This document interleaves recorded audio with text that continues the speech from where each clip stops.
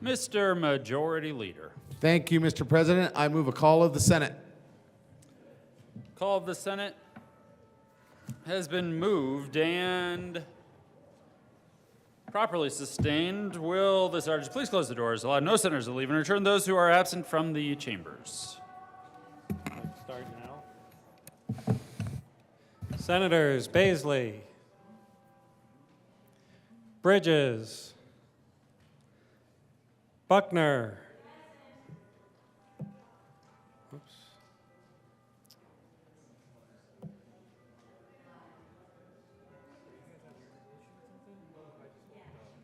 Clear all. That was present.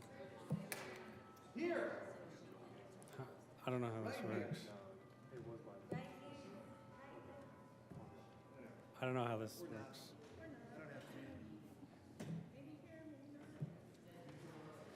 Coleman. Cutter.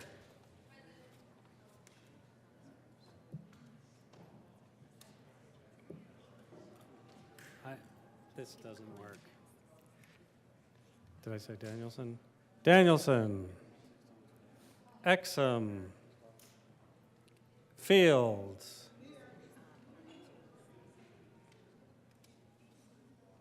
Gardner. Janal.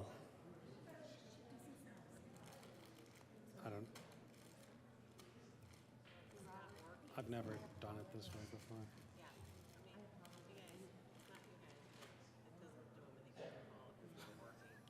I'm sorry. I can edit the call.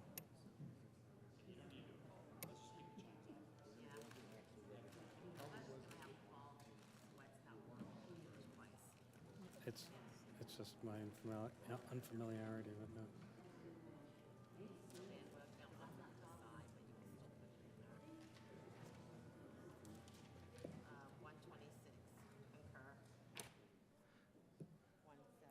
I know how to do it now.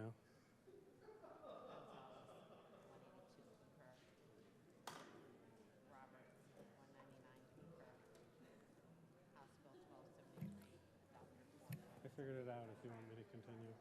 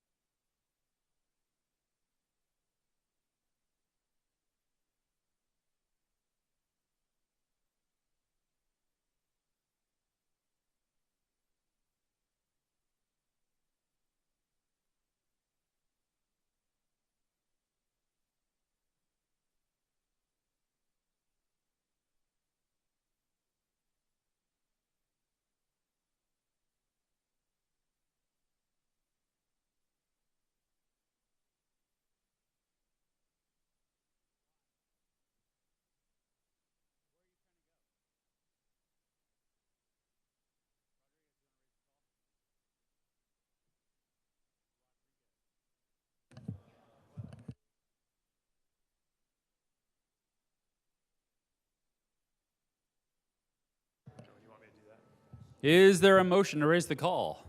Senator Malika really has to pee. Mr. Majority Leader, Thank you, Mr. President. I raise the call. the motion is to raise the call. Those in favor say aye. Opposed, no. The ayes have it, and the call is raised.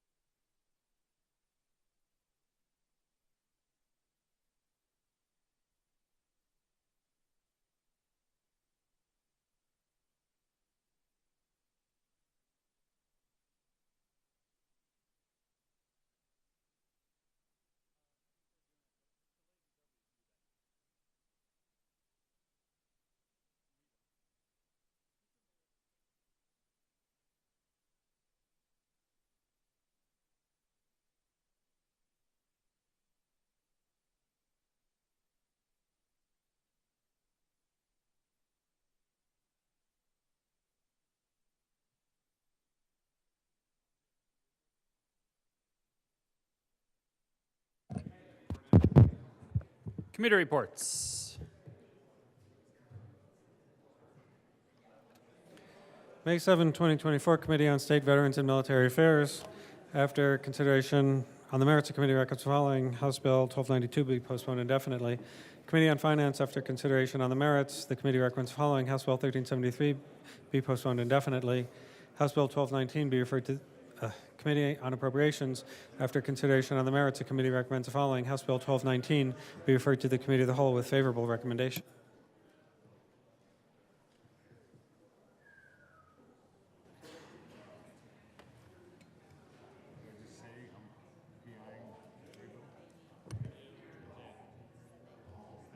Just move to lay over the three bills on the calendar?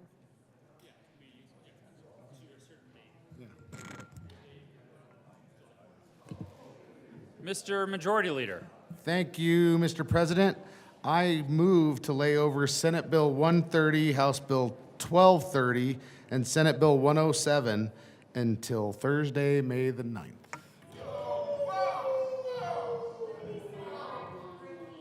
The motion is to lay over Senate Bill 130, House Bill 1230, and Senate Bill 107 until Thursday, May 9th.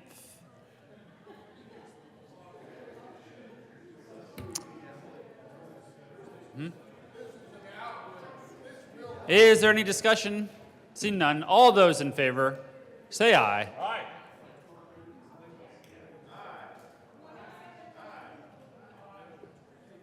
Not all at once. All those opposed, no?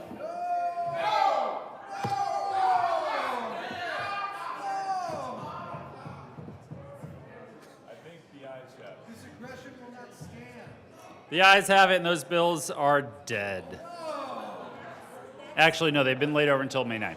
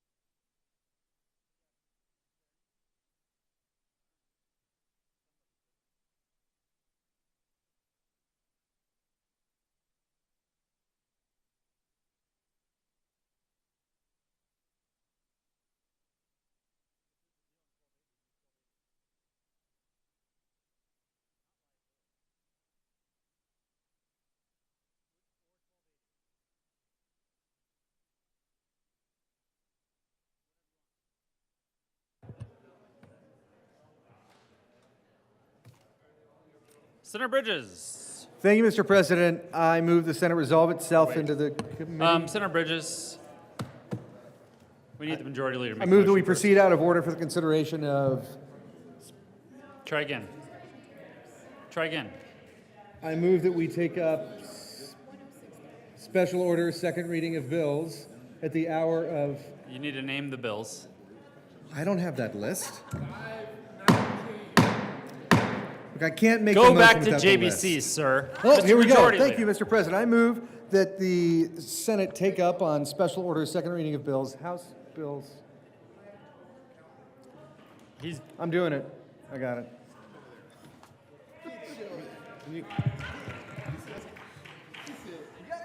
Mr. Majority Leader. Thank you, Mr. President. I move to pull up House Bill 1006, 1270, 1075, 1338, 1349, 1468, 1280, and 1219 on special order second reading of bills at the hour of 5:19. It'll be 5:20 by the time The I'm done. motion is to bring up the bills mentioned by the Majority Leader on special orders, second reading of bills at the hour of 5:19. at 5:19 p.m. All those in favor say aye. Aye. Opposed, no? The ayes have 5:20 it. by now. It's definitely 5:20 now. Special orders, second reading of bills. Senator Bridges. Thank you, Mr. President. I move the Senate resolve itself to the Committee of the Whole for consideration of special orders, second reading of bills. Motion is to proceed out of order to bring up special order, second reading of bills. All those in favor say aye. Opposed, no? The ayes have it, and the Senate will proceed out of order to bring up special order, second reading of bills, and Senator Bridges will take the chair.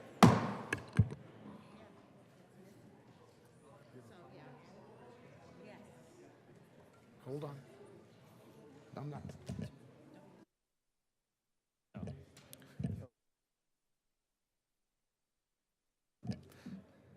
The Senate will come to order, and the code rule is relaxed for everyone.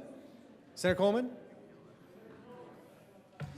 Senator Rodriguez? Thank you, Mr. Chair. I move that the committee proceed out of order to take up House Bill 1359. The motion is to proceed out of order and take up House Bill 1349. All those in favor say aye. Aye. Opposed, no. Ayes have it. We will proceed out of order and take up 1349. Will the clerk please read the title to House Bill 1349? House Bill 1349 by Representatives Duran and Froelich and Senators Hansen and Buckner, concerning a new excise tax related to firearms and in connection therewith, contingent on voter approval of the new tax on the retention by the state of all revenue generated by the new tax at the 2024 general election, levying an excise tax on the net taxable sales of gun dealers, gun manufacturers, and ammunition vendors from the retail sale in this state of any firearm, firearm precursor part, or ammunition, requiring the excise tax revenue to be spent for mental health services, including for at-risk youth and military veterans, school safety and gun violence prevention, and support services for victims of domestic violence and other violent crimes, and making an appropriation. Senator Hansen. Thank you very much, Mr. Chair. I move House Bill 1349 on second reading, along with the Finance Committee report and the Appropriations Committee report. To the Finance report. Seeing no discussion. Oh, Senator, sure. There we go. Senator Hansen. Thank you. Wanted to just let you know what we did in the Finance Committee. The amount of the excise tax was reduced from 9% to 6.5%. I asked for an aye vote on the Finance Committee report. Senator Gonzalez.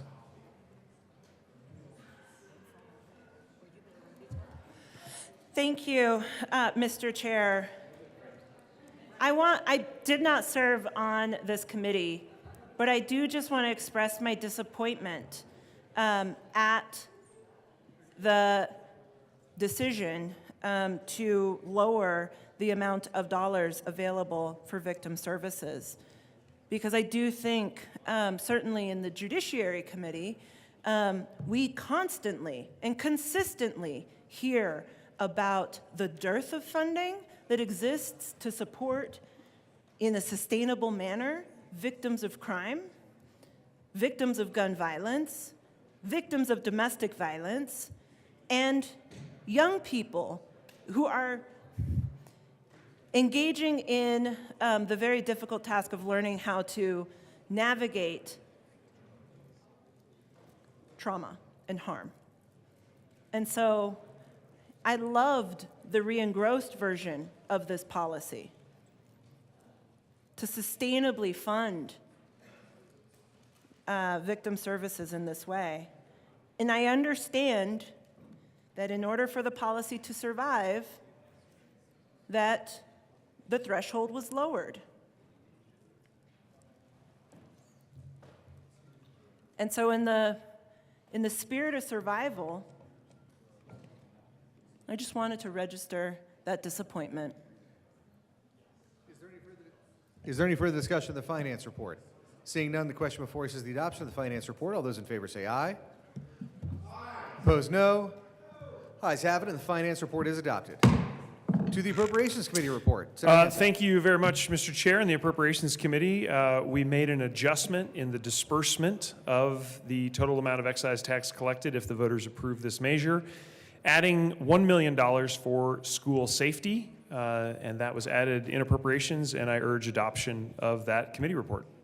Is there any further discussion of the Appropriations Committee report? Senator Van Winkle. Thank you, Mr. Chair. You can keep.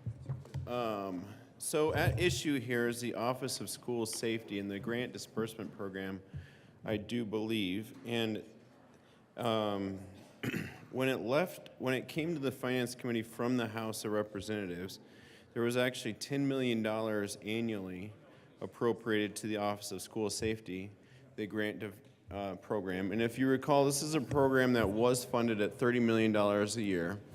And what it is for specific school safety upgrades. So if a building has locks on doors that are insufficient, or glass that's insufficient, security cameras that aren't covering certain areas, that school can apply to the School Safety Disbursement Program. And there's a panel of experts that the governor has set up that has enabled them to review all the grant requests that come in, and then they can pay out of this program to it. Now, it was $30 million, actually it was $35 million, and more than both times we've opened this grant program up. We opened it up before COVID, and then we opened it up after after COVID. Both times this grant program was opened to schools in the state of Colorado. The grant requests that came in as in immediate Tier 1 urgent needs for school safety upgrades doubled the amount of money that was in the account. So that's $70 million of urgent, essentially Tier 1 school safety upgrade needs in the state of Colorado. And the grant disbursement program does a very good job. They try to find the most urgent and the best use of that money and send it out. But again, we're talking like $70 million, we're talking $35 million available. And in the original bill, it got knocked down to $10 million a year. And now we're down to $1 million a year, which is just tremendously insufficient. Frankly, it seems like it's not trying to actually solve a problem whatsoever. It's simply probably trying just to make the bill language look a little bit better for the voters of Colorado, because the voters of Colorado do care about school safety, as do every member of this body.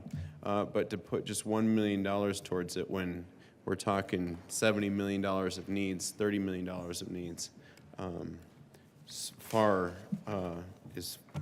too little. And so I would urge, well, I would say just vote your conscience on the Appropriations Committee report, because really it's the Finance Committee report that stripped the $10 million out, and now it replaces it with the $1 million.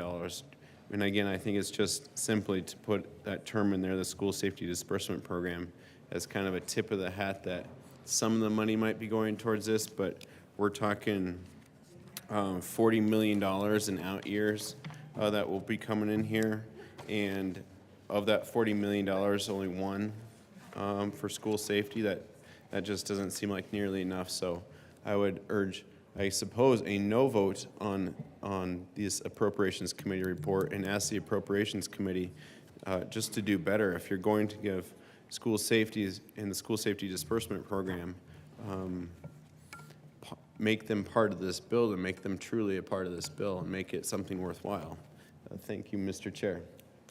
Thank you, Senator. Is there any further discussion of the Appropriations Committee report?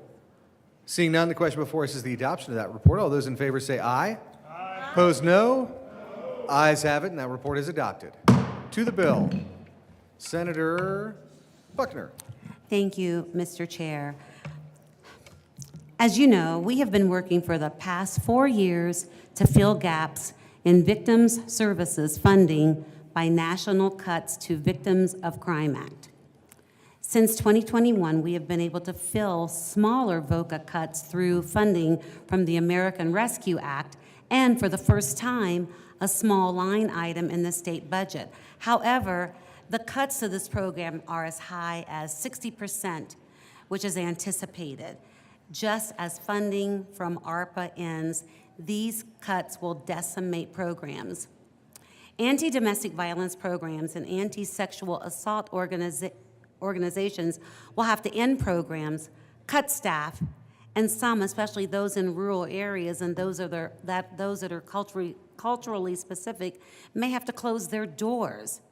Without a new sustainable source of funding, survivors will have to go without shelter, legal support, counseling, medical services, transitional housing, financial support, and more.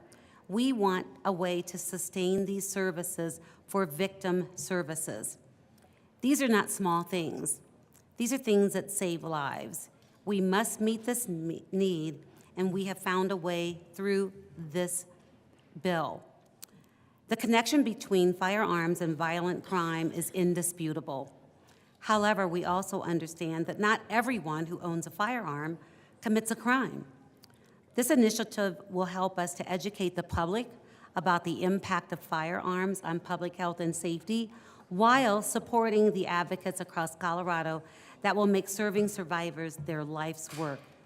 That is why we are asking for an aye vote on this bill. Senator Hansen. Thank you, Mr. Chair. Members, just a quick summary of the bill after those great opening remarks from my incredible co-prime sponsor, the good senator from Aurora. I just wanted to explain kind of the fiscal impact and approach that we're taking here and putting this excise tax onto the ballot. It would create a 6.5% excise tax, as I mentioned from our Finance Committee report. That would generate $39 million of annual revenue out of the gate. I do want to make clear that that is non-Tabor. It won't count against the Tabor cap, so we're not having a long-term impact on the state budget. The first $30 million would go to the Colorado Crime Victim Services Fund, which historically has been funded at that level, but unfortunately, because of federal cuts, we need to make sure we have a sustainable funding source for that, and that's what we'll be asking the voters in November. The remaining $9 million, is divided up between three different areas. $5 million each year will be transferred to the Behavioral Mental Health Cash Fund for the continuation and expansion of veterans' mental health services. The next $3 million will go to the same cash fund, but earmarked for children and youth crisis response services. And then, as I mentioned from the Appropriations Committee report, we'll transfer $1 million each year to the school disbursement program for school safety issues. I do want to mention on the school safety side, we did have some significant state funding in that area that met the most urgent needs. Certainly, it would be great to have even more for that area. We did have $10 million in the original version of this bill, but after reducing the excise tax, that was one of the areas that we needed to cut back in the final allocation.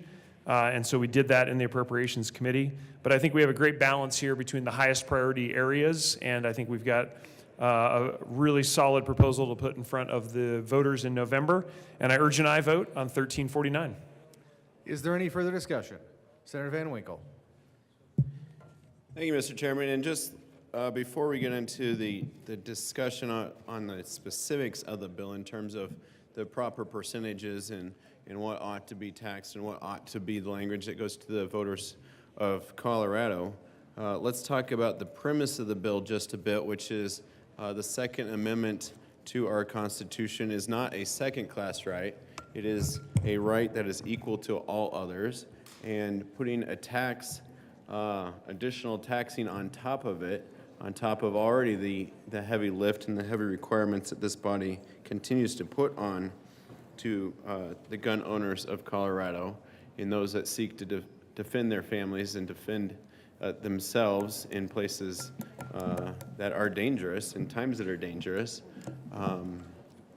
It seems to like this body does treat the Second Amendment to the United States Constitution and also the Colorado Constitution like it is a second-class right, and to put a tax on top of this right, which is not a second-class right, is very much akin to putting a poll tax on voting and other taxes, other things, requirements that have been put on rights in the past have been dutifully and rightfully stripped away by the Supreme Court of the United States eventually, and I believe this one would as well. And so before getting into the meat of the bill and the topics of the bill, I did want to make clear that the very premise of this tax is targeted to certain members who are trying to simply exercise their constitutional right, and it's something I'll always be opposed to. Now, to the topic of the school safety,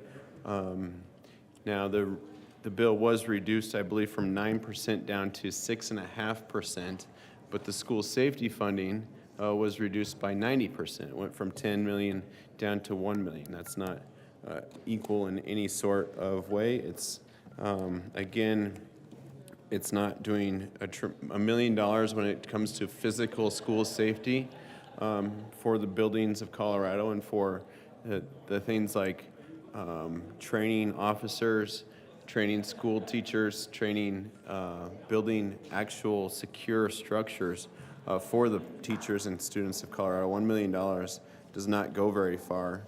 And again, it just seems like it's trying to get that school safety to be something that is appealing to voters without actually doing a whole lot of good. $1 million of good is better than nothing, but it really ought to be in the $30 to $70 million a year range. And so I really hope once this probably fails at the ballot, that this is something that the body, whether I'm here or not, will make a priority and come back and look at in future years. And so I'll leave my opening remarks at that. And of course, I will return to the constitutional arguments, especially the relationship between constitutional rights and things like poll taxes of years past. We'll return to that again here soon, but I do want to give my colleagues an equal opportunity to speak to this very bad bill. Thank you, Mr. Chair. Thank you. Senator Baisley. Yeah, thank you, Mr. Chairman.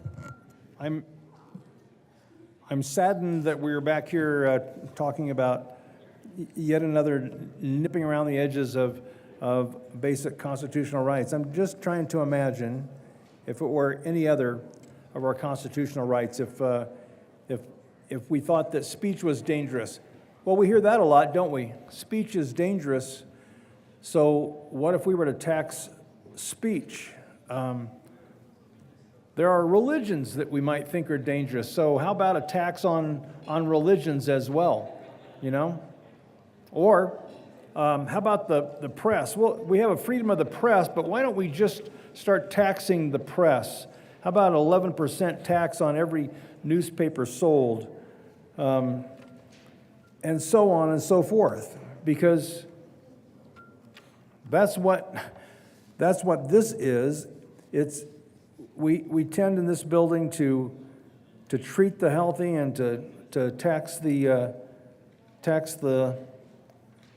rights rather than defend the rights, which is the very purpose of government, as stated in our founding document. Our purpose of our government is to secure our rights, and taxing them, just like I said for a previous bill earlier today, if you want more of something, you subsidize it. If you want less of something, you tax it. So we want less of this constitutional right, then we tax it.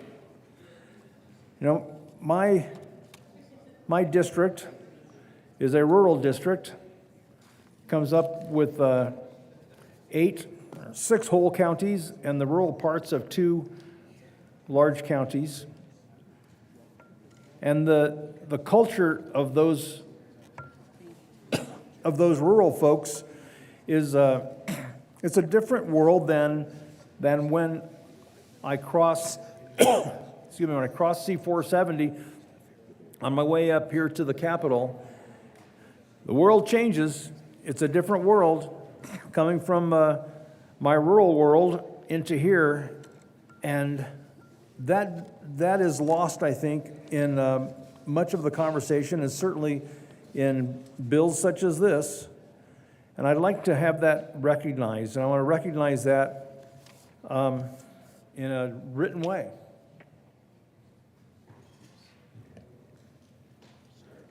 There is an amendment at the desk. Will the clerk please read L 29? L29, amend Rand Gross Bill, page 12, line 27, strike officer or and substitute officer. Page 13, line 1, strike states and substitute states or to an individual who is a resident of a rural county as defined in section 3/2014-02, parent 7.5, if the sale is made in a rural county. Senator Baisley, you know you can raise your hand at any point. Thank you, Mr. Chairman. I move L029 To the House amendment. Bill 1349. What this bill does is on page 12 of the bill, this adds to the exemptions, which is in section 39-37-105. the exemptions that are, the exemption section of the bill, it adds the culture that I represent. It exempts the rural counties from the reach of this bill and all the taxation. So folks who are used to having a rifle in their back window of their pickup truck, this would not apply to them. It removes, it exempts individual who is resident of a rural county as defined if the sale is made in a rural county. So I think that would at least help protect the folks from having to contribute to this that are probably not within the target range of the bill in the first place. So I ask for an aye vote on L029. Senator Hansen. Thank you very much, Mr. Chair. Members, I would urge the rejection of L29. Having grown up in a rural area myself, I am quite confident that there are still crime victims, there are still veterans, there are still children who need these services, and there are still schools in rural areas. This is a bill that is designed to meet those needs across the state in every county. It doesn't make sense to exempt any counties from this approach. I urge a no vote on L29. Senator Pelton to the amendment. Thank you, Mr. Chair. I rise in full support of 029. The good senator from Denver is right. We do have incidents out in rural Colorado, but not near to the extent they are in the city. And they're a tool we use out in rural Colorado for predator control and different things like that. So you're just adding extra burden on rural people that I think is uncalled for. So I rise in full support of 029. Senator Baisley. Thank you, Mr. Chairman. I'll just remind that within the amendment itself, it says this is an exemption for residents individuals who are residents, of a rural county as defined. So a rural county has an official definition in statute. It is a different world. A lot more ammo gets purchased in rural counties for target practice, for just getting good at using your gun. It's an everyday thing. So it's not something like here in the more denser populated areas. You don't shoot guns in your backyard for target practice. You're not shooting at cans. That doesn't happen here. So there's not going to be a whole lot of ammo sales compared to the individuals in a rural county where ammo sales happen a lot. So since there is some reason that the state defines rural counties, then I don't think it is unusual for us to call out the rural counties and exempt them from laws such as this. So I urge an aye on L29. Senator Van Winkle. Thank you, Mr. Chairman. My apologies to the good senator from Newcastle who certainly understands the rural way of life even greater than I do. But I would say that in rural Colorado, number one, for all Coloradans, the Second Amendment is a constitutional right, and it is a right that shall not be infringed. It is, no matter where you live in the state of Colorado, the right to self-defense is very important. I live in Highlands Ranch, and I assume that if needed, if a call went out from my home, that a police officer or sheriff, Douglas County Sheriff in my circumstance, could be at my house in probably 10 minutes, probably 7 minutes, somewhere in that time. Now, and of course, 7 minutes, if there's an evildoer in my house, that's an awful lot of time for an evildoer to be in my home. But if I needed a call, I think I could probably get someone there in 7 minutes or so. Now, I firmly believe in the right to defend myself and my family and my kids, and I would do so. But if you are in rural Colorado, it is an entirely different situation. You not only have the local law enforcement probably an hour away in many cases, you have bears, you have jaguars, you have cougars, wolverines, wolves. It is a different way of life. It is a matter of survival when you are living in a frontier county in the state of Colorado. It is not like it is on the Front Range here where we spend so many hours of time. When you fly over much of Colorado, you see just wide swaths of land with very few people on it, and in those swaths of land, their local law enforcement is going to be very far away and may not even be working 24 hours a day. You are on your own in those frontier counties, and adding a tax upon something that is a way of life, that is a necessity of life, is totally and wholly inappropriate. And so I support this amendment. That is amendment before us. It has been moved. That was very thoughtfully drafted to exempt out what is defined in statute as a rural county or a frontier county. Both are defined in statute. Both are involved in this amendment, and I ask for an aye vote. Senator Will. Thank you, Mr. Chair, and I stand in support of L029. You know, the rural counties, typically these are the people that are buying these firearms. I can tell you, I represent all rural counties, and hundreds and hundreds of firearm owners and people that are buying guns all the time for all the reasons that were stated from my colleagues and my colleague from Highlands Ranch there, but exempting them from this tax is a really good thing. I think they're already taxed at 11%. That's called the Pittman-Robertson Act, and that pays for conservation. And I think last year, if I'm not mistaken, the state of Colorado got about $34 million from that 11% excise tax from the Pittman-Robertson Act. Now, the feds collect that excise tax, and then it's doled back out to the states by the number of licenses sold. So that's how Colorado got to 34 million, almost 35 million. And that pays for conservation. The difference too on this tax that we're talking about in House Bill 1349 is on the Pittman-Robertson Act, firearm owners, sportsmen buying sporting arms and hunting, be it duck hunting, elk hunting, deer hunting, bear hunting, you name it, whatever that hunting activity is taking place, the sportsman asks for that tax to pay for conservation. Trust me, these people purchasing firearms aren't asking for this tax. This is just a money grab on it.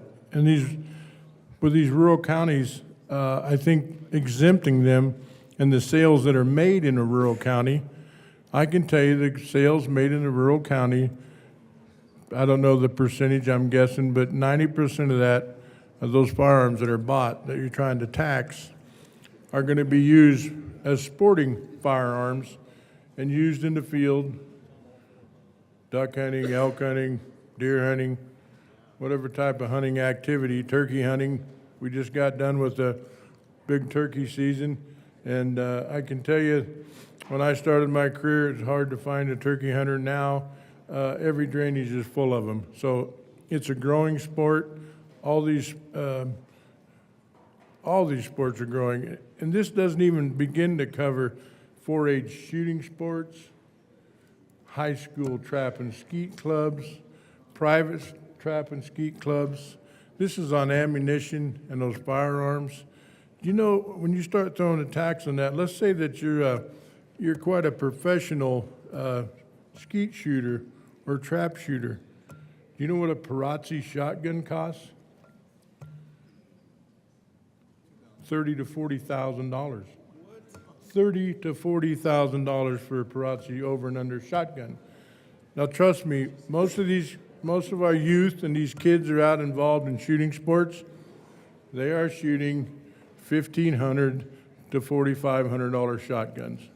Now, I'm not very good at math, and I went to school the same place that the good senator from Cheyenne Wells did, so, but it's not that hard to figure out what that percentage of tax is going to be on those firearms. And then the other thing is, once you purchase a firearm, that same tax is on that ammunition as well, that you're going to go out, maybe it's 12-gauge shotgun shells or whatever. So I strongly support this amendment. Let's give a break to rural Colorado.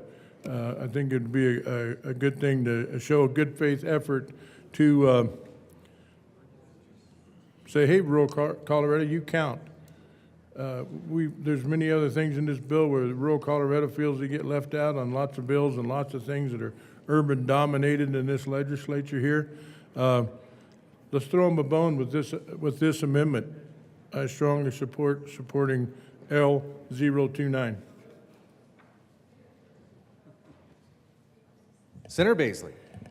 Thank you, Mr. Chairman. For the good senator from Newcastle, on a $1,500 shotgun, that'd be $165 on top of that. So $1,665 for that $1,500 shotgun for the sportsman in a rural county to support the concept of folks out in Denver. Doesn't make a lot of sense to me. So let's please support L029 and exempt rural Colorado. Seeing no further Senator Will. Thank you. Thank you, Mr. Chair. I appreciate that, and I appreciate the good senator from Woodland Park doing the math for me. You didn't do the Perazzi shotgun, but let's just call it $30,000. But my point being, if you're a dad or a mom that's supporting youth shooting, lots of kids out there, right out here north of town, Brighton, their skeet club, just nationally recognized right out of here in Brighton, high school skeet shooting club. If you read in the news, they were just received accolades for their shooting sports program there at the high school in Brighton. But if you're shooting, in trap or skeeting 25 rounds, it's very expensive. I remember when I was a kid, I shot lots and lots of rounds of trap, not skeet, but trap shooting. And it was expensive then. It's even way more expensive now. And when I quit shooting is when my dad quit paying for the shotgun shells. So, and I quit doing it. I couldn't afford to do it anymore. So let's allow these kids. I'm up here begging for the youth. That Perazzi shotgun's $3,300. That's at $30,000. $3,300 tax to buy that shotgun if you're serious about trap and skeet shooting. So I think let's help out rural Colorado here. Any further discussion on L29? Senator Liston. Thank you, Mr. Chairman. Well, members, I rise in support of Amendment L029. I've done a little bit of trap shooting, trap and skeet, and for those of you who haven't, I would invite you to do so. It's a lot of fun. It's great for eye-hand coordination, and to go out, I think the good senator from Newcastle just mentioned, go out and shoot a box of 25 shotgun shells. Well, really, 25 is nothing. In terms, you can go out and if you do sporting clays or whatever, you can go through 100, in a matter of an hour or so. It's to use a bad pun, it is a blast. It's a lot of fun, and Senator Liston, I appreciate all the discussion about trap and skeet, and it was, as Senator Will was putting it, relevant in a very minor way. But there are trap and skeet areas in urban parts of Colorado too. So the amendment is about rural counties. Yeah. Would love if you could get to that. I'm getting there. I'm focusing in. Thank you, Mr. Chair. So, but virtually all in the urban areas, Mr. Chair and members, they are still out in the rural areas. I don't think you'll see sporting clays or a skeet or trap in downtown Denver or anywhere within a mile or Cherry Creek two. Reservoir. So they are in rural Colorado. And a lot of the people who shoot are from rural Colorado. And certainly our urban friends, yes. Anyways, I think this is a very fair amendment, and I would urge and I vote on Amendment L029. Seeing no further discussion on L29, the question before us is the adoption of L29. All those in favor say aye. Aye. Opposed, no. The chorus of noes has it, and that amendment is lost. Senator Sullivan. Thank you, Mr. Chair, and thank you both for bringing this bill forward. I couldn't be more supportive of it. We'll get to that later. Actually, the services that something like this would provide, my family actually used, and I'm sure we'll be talking about it later on, so we'll talk about it then. But I was very encouraged to hear the information about the money that was going to be going to veteran services. The United States Department of Veteran Services just came out with a report that last year, 72% of all veterans who had died by suicide used a firearm. Okay, that was up from last year. Every day, 18 veterans die by suicide. 13 of them die by the usage of a firearm. We have 1 in 5 adult suicides in the United States daily is a veteran. That's comes up to about 4,600 per year. We all want to talk about our veterans and how we care for them, and we're not caring for them when they come back. And these aren't all ones who have seen actually combat.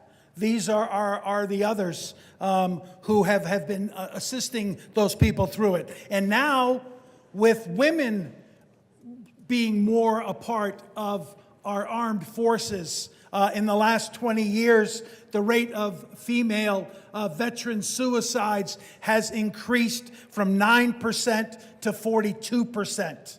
It is becoming an incredibly big problem for our female veterans. So, very encouraged to see that there is a big element of veteran services in there because, as we know, our VA is taxed and overtaxed by the veterans that come in there, and we're seeing more veterans die by suicide year after year, more than had died during any of our major conflicts, and they're dying and using a firearm from that. So it's so incredibly important to have services like this to get to our veterans.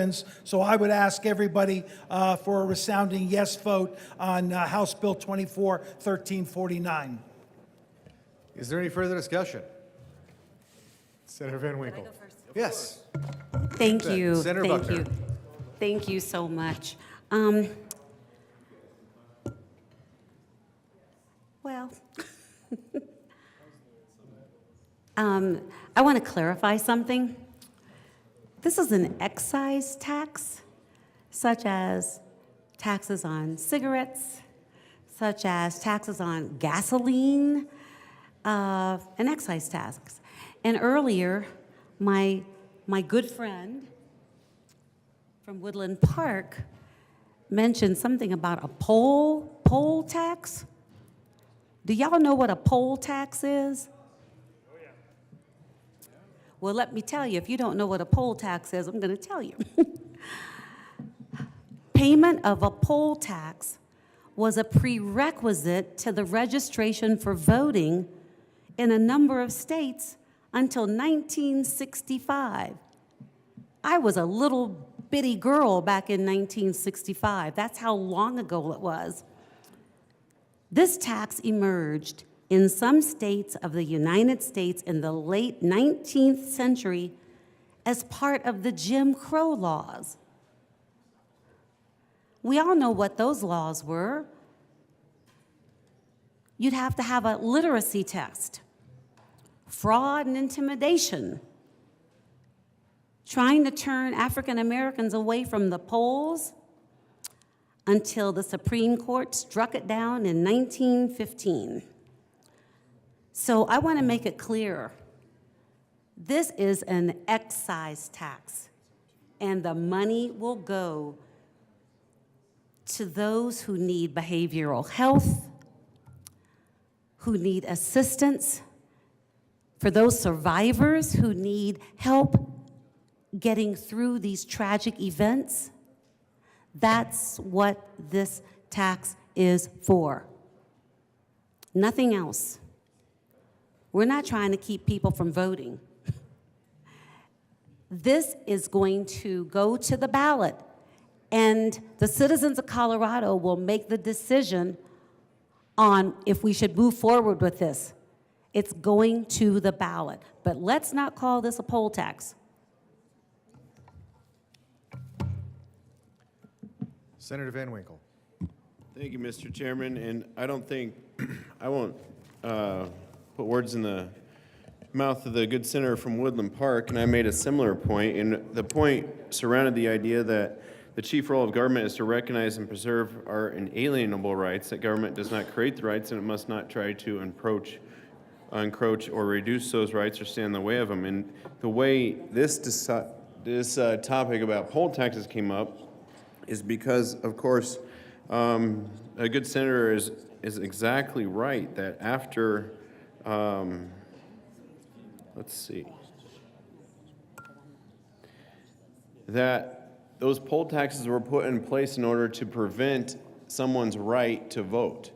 And of course, after the Civil War, something like 90% of African Americans in the southern part of America were registered to vote. They were voters. But by the time the 1940s came around, African American voters actually in the South reduced because of many of the things that the good senator was just talking about, such as poll taxes, literacy taxes, other things that are trying to put into the way of a constitutional right.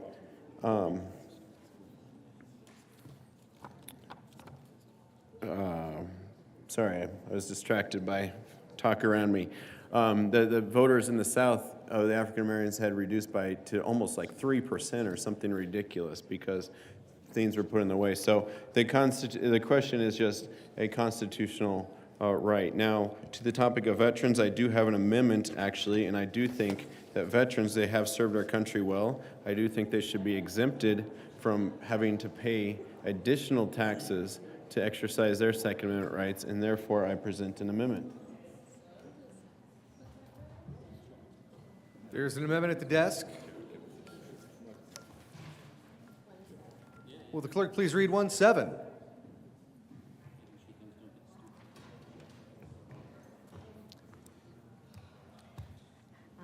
Amend, re-engross bill. Senator page Van 13. Winkle. Thank you, Mr. Chairman. I move L027, Lucky 27. To the amendment. Thank you, Mr. Thank you, Mr. Chairman. Apologies. The amendment has been moved, and what it does is it builds upon some of the discussions that were here earlier in the well that recognizes veterans for their calling, for their service to our country, and it would exempt members. It would exempt veterans from having to pay this tax. It is a very hefty tax, and we were talking earlier about the amount of money that this tax will raise and will take from the citizens of Colorado to simply exercise their Second Amendment rights. And this would exempt the veterans who have served our country, who are very able to handle their firearms, and who are typically own firearms, from having to pay this burdensome tax upon their rights. Let's exempt the veterans and ask for a yes vote on L027. Senator Baisley. Thank you, Mr. Chairman. Yeah, let me describe the amendment a little bit more. Excuse me. Within exemptions, the exemption paragraph reads, the purchase price paid in the consummation of the retail sale of any firearm precursor part, or ammunition to a peace officer or a law enforcement agency employing that peace officer, or to an active duty member or an active duty member of the armed forces of the United States, is exempt from taxation pursuant to this Article 37. So what this amendment, I apologize, Amendment 27 would do would add 2 words to this right after active duty member, as the 2 words or veteran. So this would exempt an active duty member of the armed forces of the United States or a veteran. So thank you, Brother Tony. Thank you, the good senator from El Paso County. Very kind of him. So there you go. If we wish to, it's already in the bill now. We wish to exempt active duty members of the armed forces of the United States, and this would also exempt those who have served but no longer active. But for the same good reason that we exempt the active folks, we ought to exempt the veterans who have served, who are trusted with firearms and trusted for the rest of their lives. So let's exempt our veterans at the same time as we're exempting active duty folks. So I urge an aye vote on L27. Senator Will. Thank you, Mr. Chair. And I stand in strong support of L027 for exempting veterans. I feel just as strongly about, or even maybe more strongly about exempting veterans as I do for rural Colorado. So this is a really good amendment. Again, a good faith effort to show that we're not trying to tax these people too much, and so allowing a veteran to be exempt is a good way to do this, and I strongly support L027.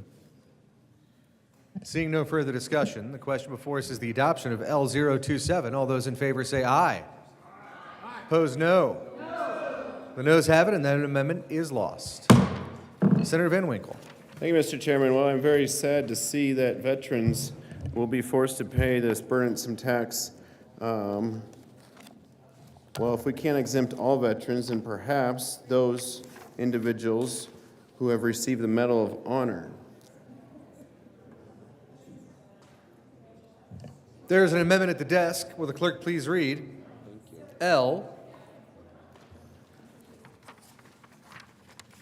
26. L26, amendment. Thank Senator you, Van Mr. Winkle. Chairman. And L026, what it says. Would you move it? Oh, I move L026. Thank you.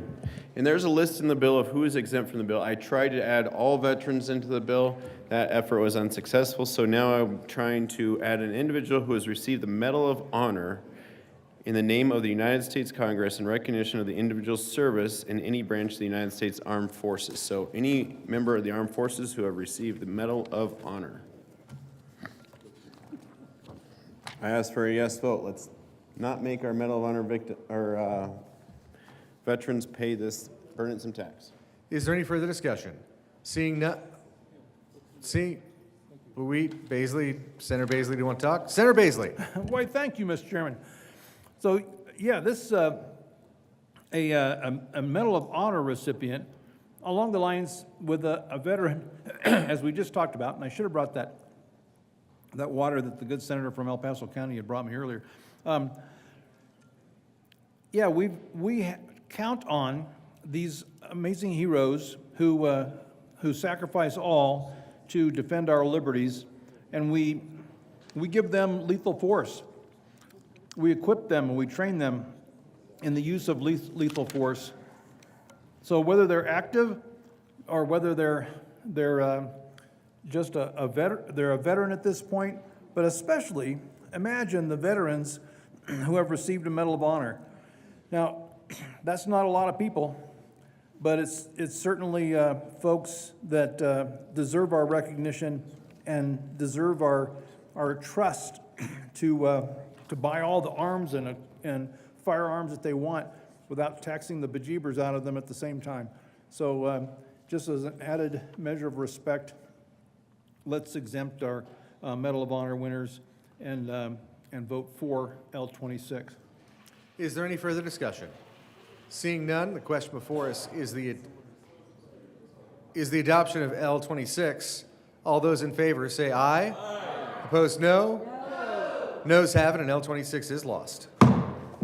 Senator Van Winkle. Thank you, Mr. Chairman, and I'm saddened that we can't exempt veterans or our Medal of Honor recipients.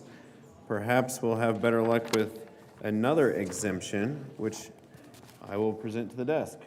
There's an amendment at the desk. Will the clerk please read L28? L28. Senator amendment Van Winkle. Thank you, Mr. Chairman, and I move L028.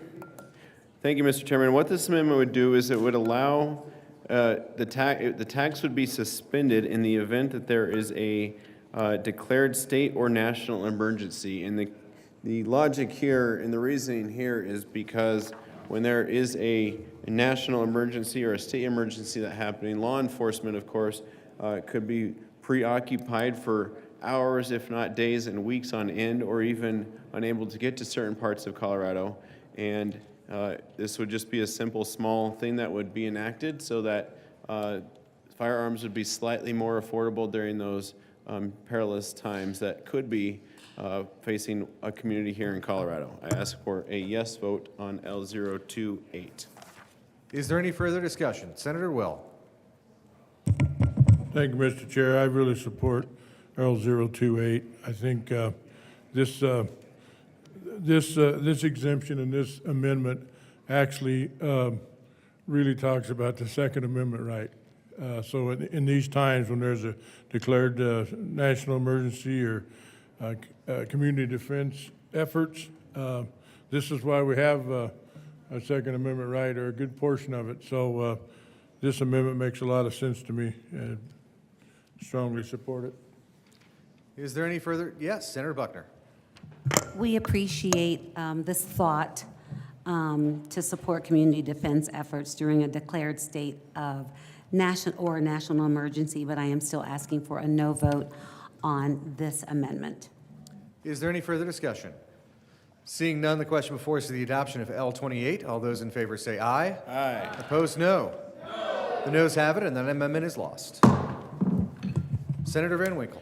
Thank you, Mr. Chairman. Now, let's get to the topic of the tax itself. And I know I am being quite rushed here, and I frankly do have one more amendment at the desk over here that is just being drafted up. So if those around me could give me a bit of patience here, I will talk to this amendment. And it gets to the tax itself, which is the tax is 6.5%. I think it's already been established at a 6.5% tax atop the already hefty taxes atop the hefty burden that comes with the cost of purchasing a firearm, learning how to buy or learning how to safely hold a firearm, shoot a firearm, defend oneself and one's family with a firearm, already comes with hefty taxes or hefty costs simply to exercise that Second Amendment right. And so I propose that we reduce that 6.5% tax down to a lower, more reasonable level. And there's an amendment for that. There's an amendment at the desk. Will the clerk please read L25? L25, amend the Senator Finance Van Committee. Winkle. Thank you, Mr. Chairman. And again, thanks to the patience of those around me as that last amendment gets drafted. But this is a worthy discussion to have.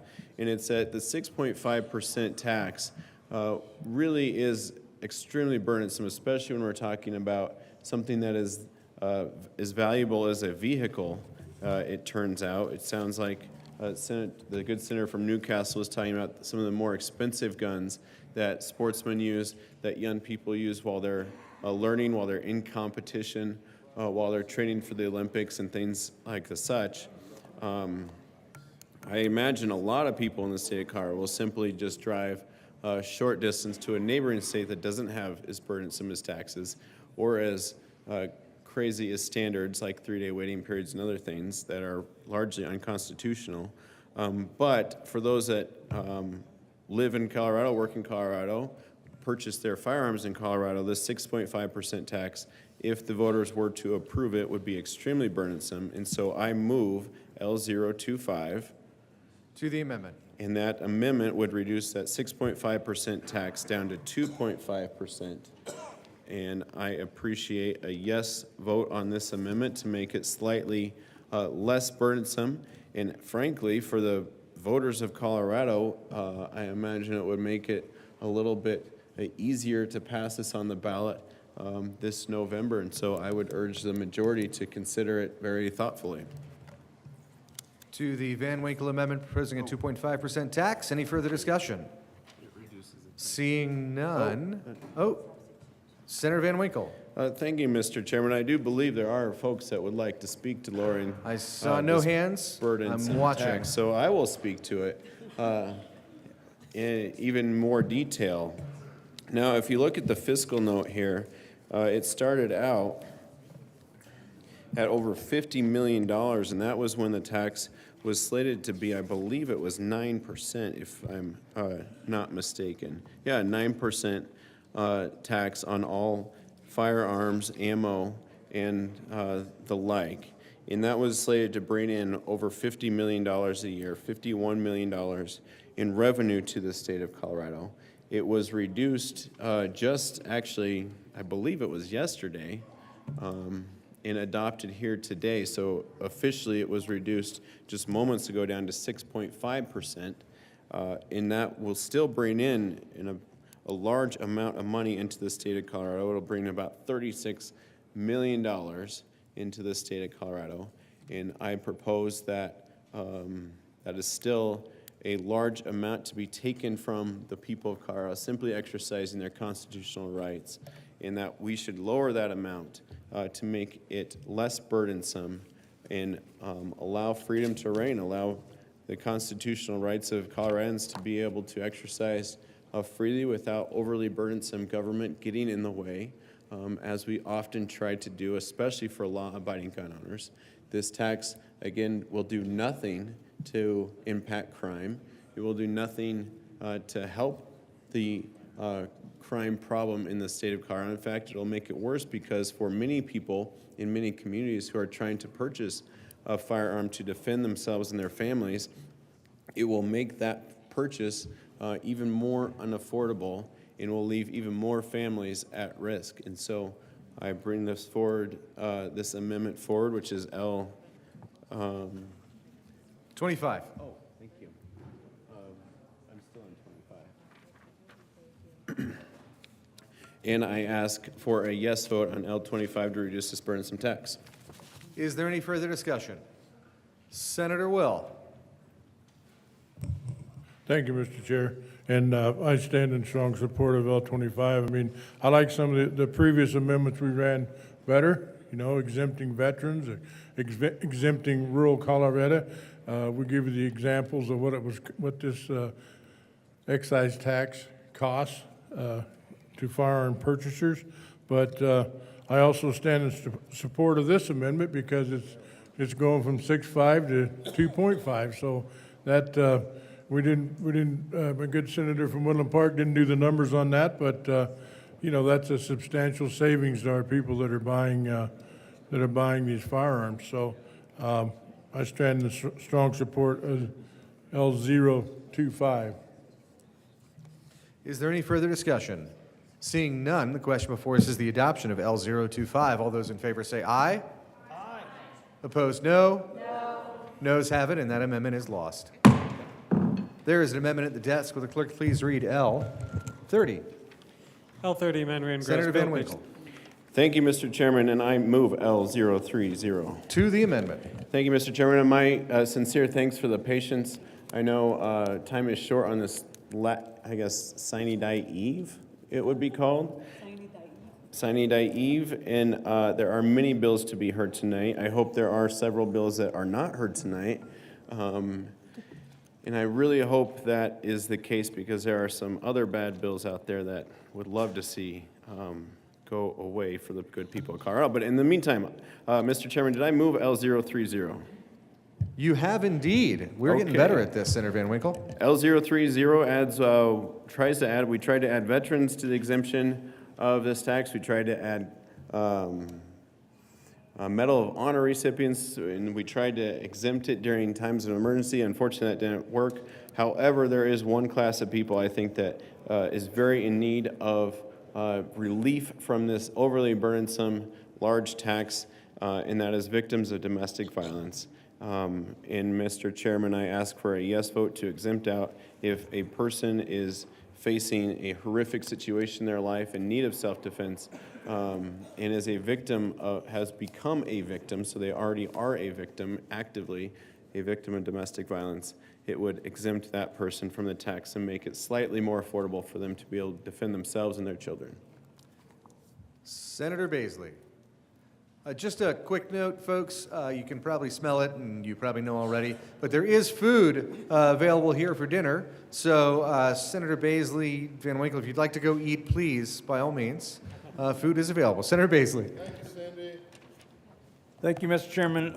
Sometimes the hunger's worth it, you know? So I appreciate the idea here with Amendment L030 to House Bill 1349. So yeah, pretty straightforward. It adds to the exemption.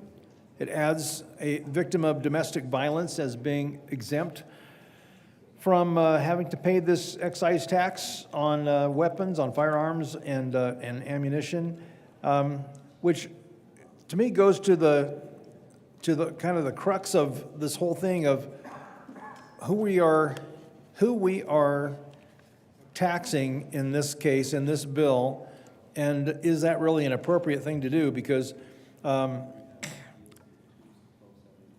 we're taxing, rather than taxing the folks who have committed violence, we're taxing the people who have been a recipient of the violence, or folks who are hunting, who are minding their own business, who are living their American life, and then taxing them. But at least L030 addresses one segment of the folks who are innocent and should not be taxed, and that's those for whom this bill is intending to help, victims of domestic violence. So this makes a lot of sense to me, that we would exclude victims of domestic violence, and for that, I would ask that everyone vote yes on L030 to 1349. Is there any further discussion?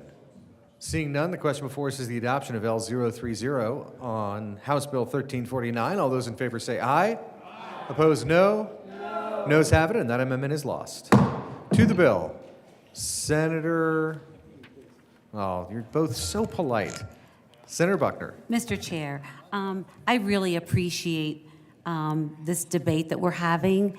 And after we did all the research for this bill, those people who are victims of domestic violence, especially by guns, they need this service desperately, desperately.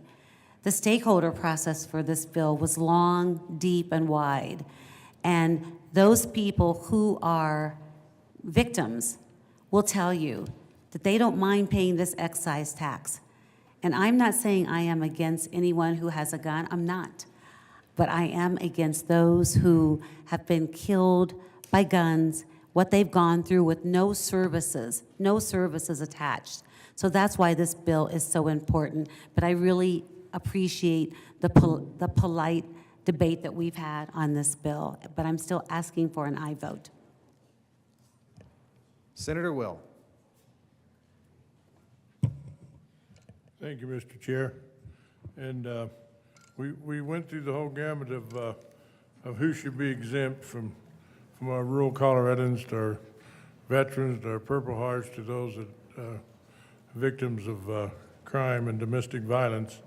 But I'll talk a little bit about the bill in the respect that, and I want to thank the good senator from Centennial for bringing up the veterans, and then we ran that amendment that failed. But from a veteran standpoint, I mentioned earlier when I was speaking that the Pittman-Robertson excise tax on sporting firearms and ammunition, that's stuff the sportsman's asked to be taxed upon to pay for conservation. And for a bill that, I think if you ask the sportsmen of this state and firearm purchasers in the state of Colorado, that if they'd like to be taxed to fund veterans' benefits, I think they would assume and put their same, they would vote to tax themselves in the same way sportsmen have done it for their conservation efforts. So I think that would be a really good bill to run to see to fund those kind of programs. So thank you.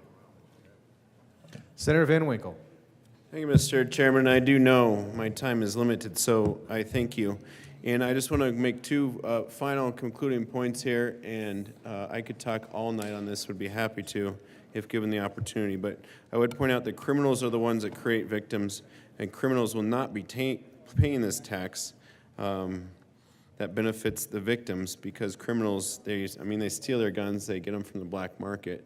It's the criminals that should be targeted, and if we are not doing our job as a legislative body in protecting and wrapping around services around victims, and that is something we certainly can discuss, and it's certainly something that should be able to fit in the budget that has doubled and if not tripled during my time here at the Capitol over the last decade. Certainly something we could look at. And finally, would just say that the Second Amendment is not a second-class right. It is something that is guaranteed by the Constitution of the United States. It's something that's guaranteed by the state of Colorado Constitution and guaranteed by both our state Supreme Court and the U.S. Supreme Court.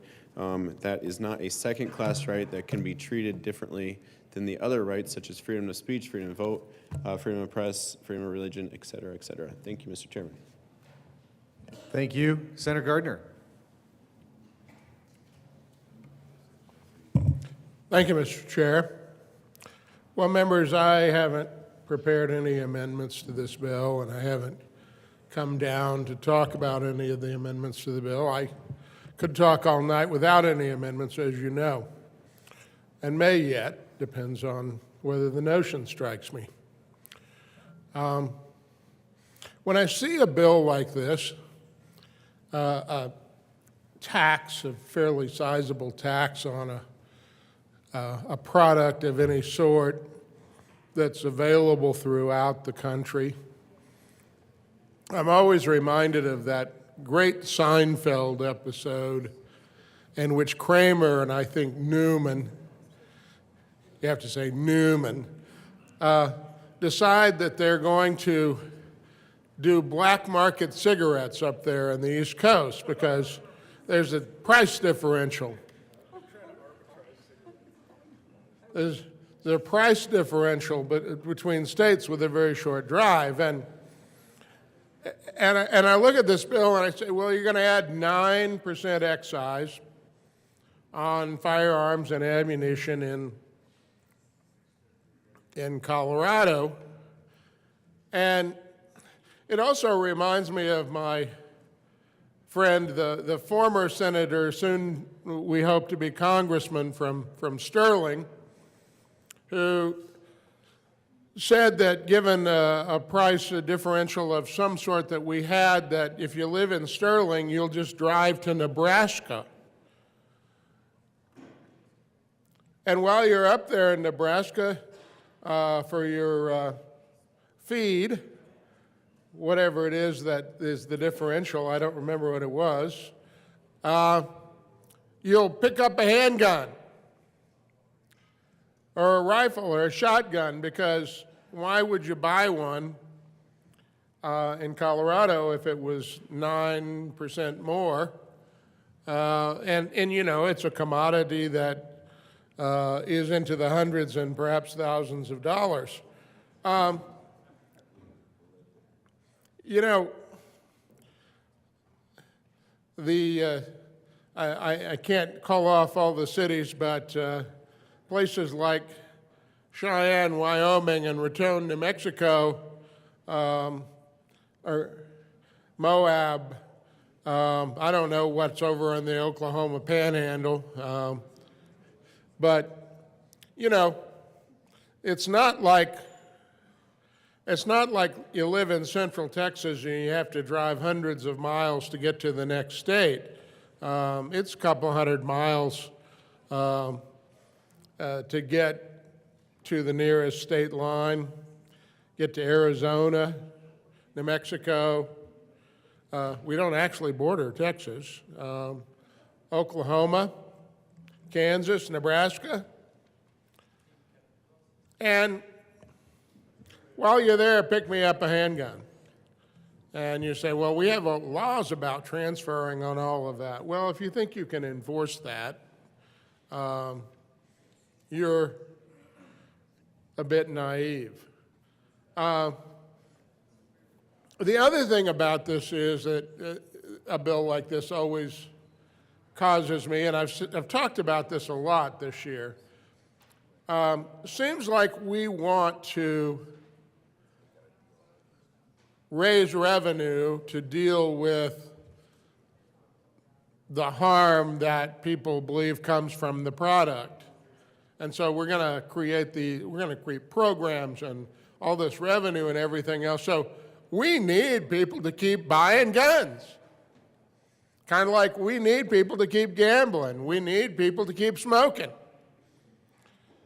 And, you know, fortunately for those of you who think that this is a good idea to raise tax money this way, and you want to run those programs, and they're fine programs, and you need money to run those programs, rest assured, unless people go across the state line because your taxes have become so high, rest assured that there will be no shortage of people purchasing firearms, because the same friends and colleagues here will run more legislation attacking in some way the Second Amendment rights of citizens, which will make those citizens who worry a lot about that, and properly so, even more likely to go and buy more firearms. So your tax money will be good. It'll be really good.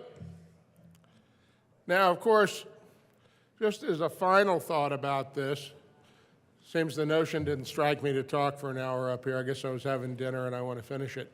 You know, people come up here and they say, well, I want to thank the sponsors for bringing this bill. And I always sit there and I listen and I go, really? You don't really thank the sponsors for bringing this bill? You know, I thank you for the question. I don't thank you for the question. I don't really like that question. But I do, in all sincerity, I do want to thank the sponsors for bringing this bill, because this bill will have to go to the ballot in November. And, you know, there's a strategy that people use to drive turnout. Yeah, I do think when this goes on the ballot, I think it will, I do think that every gun owner, and this is not a secret, Minority Leader, it's like, no, it's not a secret, Minority Leader. You just have to look at it. It's kind of like running bills about other issues. People run bills about pro-life and pro-choice to drive people to the polls. You say, oh, no, yeah, that's exactly what's going on. It's exactly what's going on. You say, well, Senator, you're too cynical. Well, I was cynical when I got here. Imagine what it's like now. But I don't think this one's intentional. I don't think that the intent is to drive all of those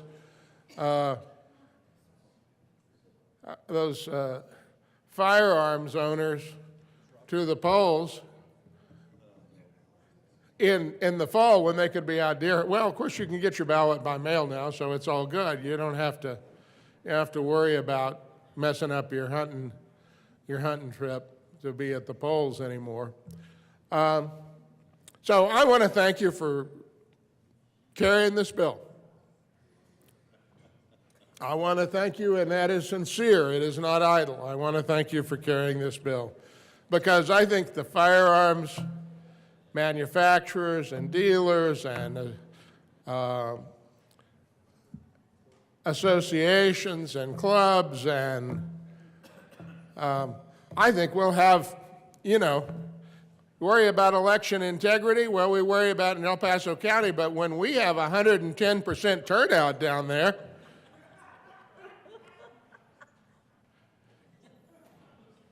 y'all are going to be wanting to investigate us, because I think there'll be people. I think there'll be people that have dropped off the grid, but they don't want to pay more, and you really are going to drive a black market. Anyway, those are my thoughts about the bill. I thank you for bringing this bill. Senator Gardner, I know if I asked you to speak to the bill, you would have been here all night, and I feel like you were baiting me, but I didn't rise to the bait. Senator Smallwood. Yeah, thank you, Mr. Chair, and appreciate the comments from all my colleagues. I rise in opposition to House Bill 1349, perhaps for a different reason than what you've heard so far, which is, with this is a bill that I would consider briefly.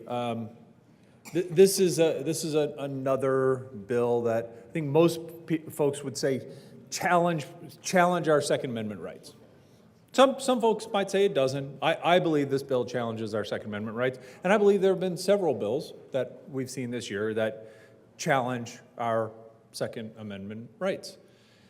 So I was thinking to myself about 2 weeks ago as I was looking at these bills that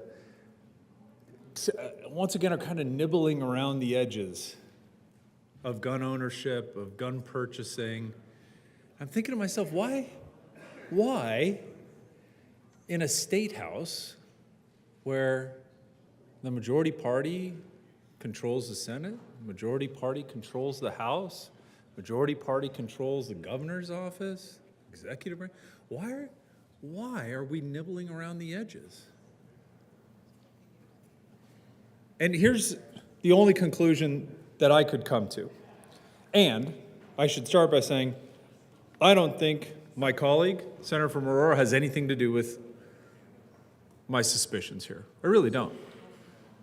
I believe that the sponsors' motives are pretty pure with this. That's what I believe. But I also believe that there's a bigger play going on here, that those folks, unlike me, who truly believe that if you make gun purchasing so painful for low-income people that they simply won't purchase guns anymore, that you have to start with a foundation somewhere. How do you stop people from buying guns? Do we come out and run a piece of legislation that says there's going to be a 600% tax on firearms? No. That would be too obvious. People would vote it down. So you start with something really small. I'm surprised it was this big, quite honestly. If I was in charge of the chess game, the 3D chess game that I believe is being played, I would start with like a 1% tax. And then you turn up the heat and boil the frog a little every year. It's not difficult to do. A 1% tax becomes a 3% tax, becomes a 6% tax, becomes a 12% tax. Oh, and it's not to stop firearm purchases. We don't want to stop firearm purchases. We want to help victims of domestic violence, or we want to help build schools, or we want to help with this good cause or that good cause. And we turn up the dial, and we turn up the dial, and we turn up the dial, and eventually, folks like me are going to keep driving to Kansas, Wyoming. But the folks that I believe this kind of legislation is targeting, it's not as easy for them. It's not as easy for them to drive to Wyoming. We're going to hear another piece of legislation around insurance and firearms. I'm back there scratching my head like, why in the world would we do this? Like, anybody who owns a home or rents a home already has this. You just get renter's insurance, and you should have it anyways, in case you don't want your stuff stolen and be stuck without a TV. So I'm like, why would anybody do this other than to benefit people like me that sell renter's insurance, which I should probably take a 17C on that bill. And I'm thinking, oh, maybe. I mean, we can't force people to buy liability insurance with a $20 million limit. So how about we start with, no, we don't have to change your limit. You just have to buy it. That's it. You just have to buy it. Most of you already have it, so you just have to buy it. And then the limits are going to go from the $100,000 that you see in most homeowners and renters policies to, just going to up it to $250, then to $500, then $1 million, and $3 million, and $5 million, $10 million. Next thing you know, insurance companies have no choice. But we'll get into that bill later. Just so you know, this is the only logic that makes any sense to me. Because as you've heard from the bill sponsors, as you've heard from the debate today, it's just a little tax. It's not hurting anybody.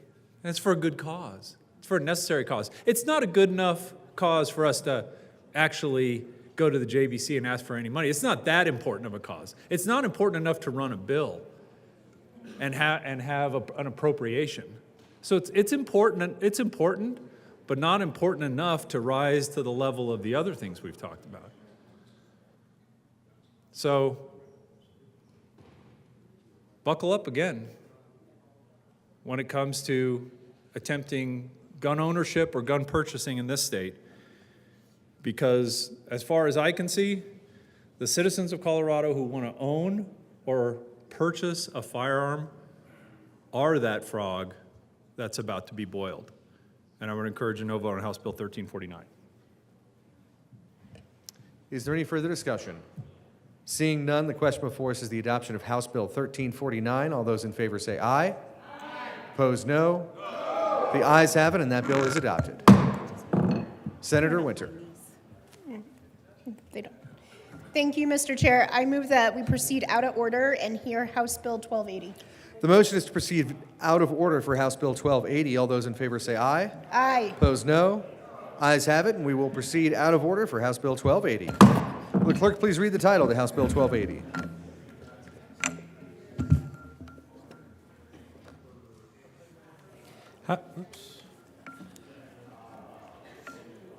House Bill 1280 by Representatives Velasco and Garcia and Senators Fields and Cutter concerning the creation of a grant program for community-based organizations to provide appropriate services for migrants who are within 1 year of arrival in the United States and in connection therewith making an appropriation. Senator Fields. Thank you, Mr. Chair. We move House Bill 1280 on second reading and ask for an aye vote. Senator Liston. Thank you, Mr. Chair. Well, members, we're Groundhog Day. We're back to House Bill 1280, and I won't belabor things, just collect my thoughts here. I know we had a lively discussion this afternoon, or was that this morning? I can't remember when it was. 4 days ago. It was 4 days ago. About, I got to collect my thoughts here. Oh, yes, about the migrants that are coming to Colorado and, trying to take care of them, who's going to pay for them, and all that kind of stuff. So with that in mind, I have an amendment that I will give to the sponsors. There we go. I think we've agreed upon that one. There is an amendment at the desk. Will the clerk please read Amendment L7? L7 amendment. Senator Liston. Thank you, Mr. Chair. Mr. Chair, I move Amendment L007 to House Bill 1280. To the amendment? Oh, okay, I'm sorry. Yes, members, what this does, this just revisits that it stipulates that no funds or grants will be dispensed for political organizations, and it does define, per I think what the sponsors, this is meant to be a friendly amendment, what a political organization is. And with that, I would ask for an aye vote on Amendment L007. Senator Cutter. Thank you, Senator Bridges, and thank you to the good senator from Colorado Springs. Yeah, we ask for an aye vote on this amendment. It just clarifies something we don't, that was never our intention anyway, so we're fine with it. Ask for an aye vote. Ask for an aye vote. Is there any further discussion? Seeing none, the question before us is the adoption of L007. All those in favor say aye. Aye. Opposed, no. That chorus of ayes has it, and that amendment is adopted. To the bill, is there any further discussion? Very good. Well, thank you. Senator Liston. Thank you, members, and Mr. Chairman. So we've had good discussions with the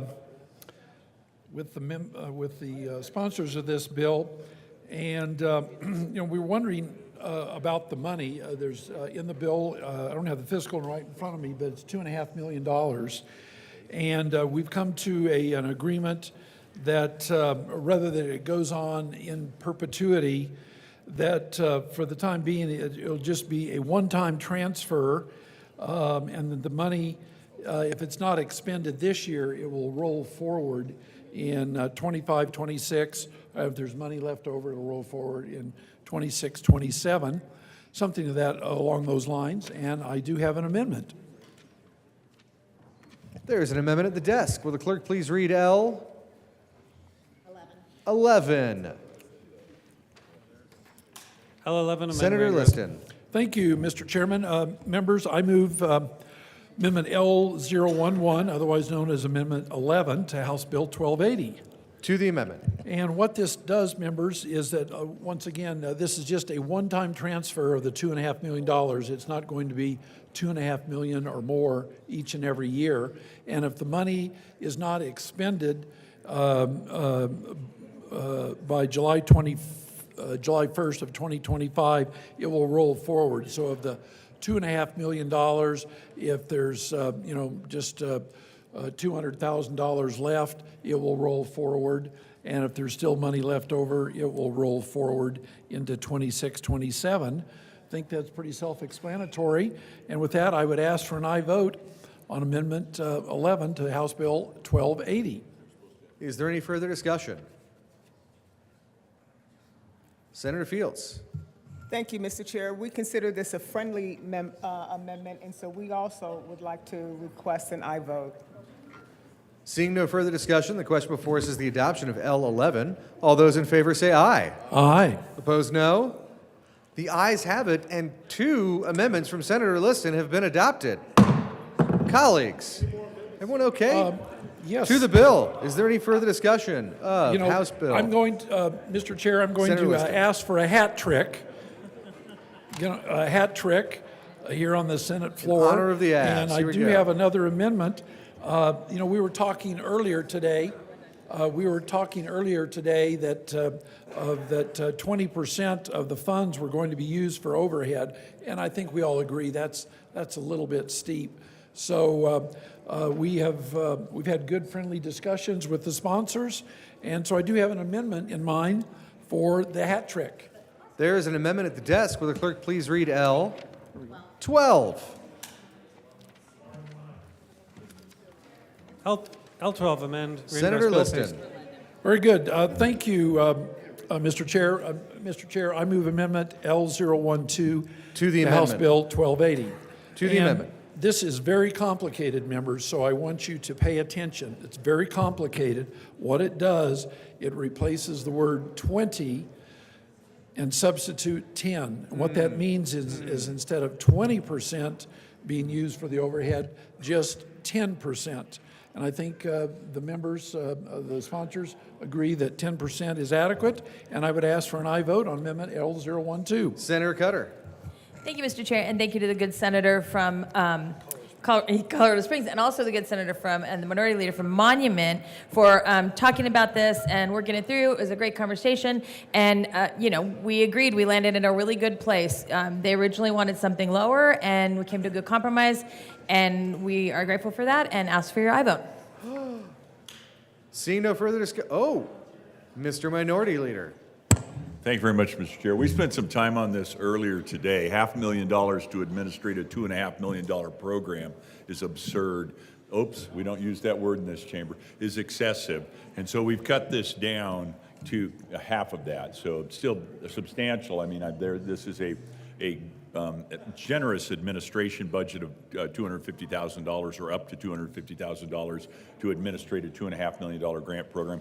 Really appreciate the bill sponsor's willingness to work on that. Want to acknowledge colleagues from the House participated in the conversation as well. And so we're in a much better space with this. Still won't be supporting the bill on a number of other principles, but I'm grateful for the work we were able to do together. Iron sharpening iron, colleagues. Thank you very much. Senator Liston.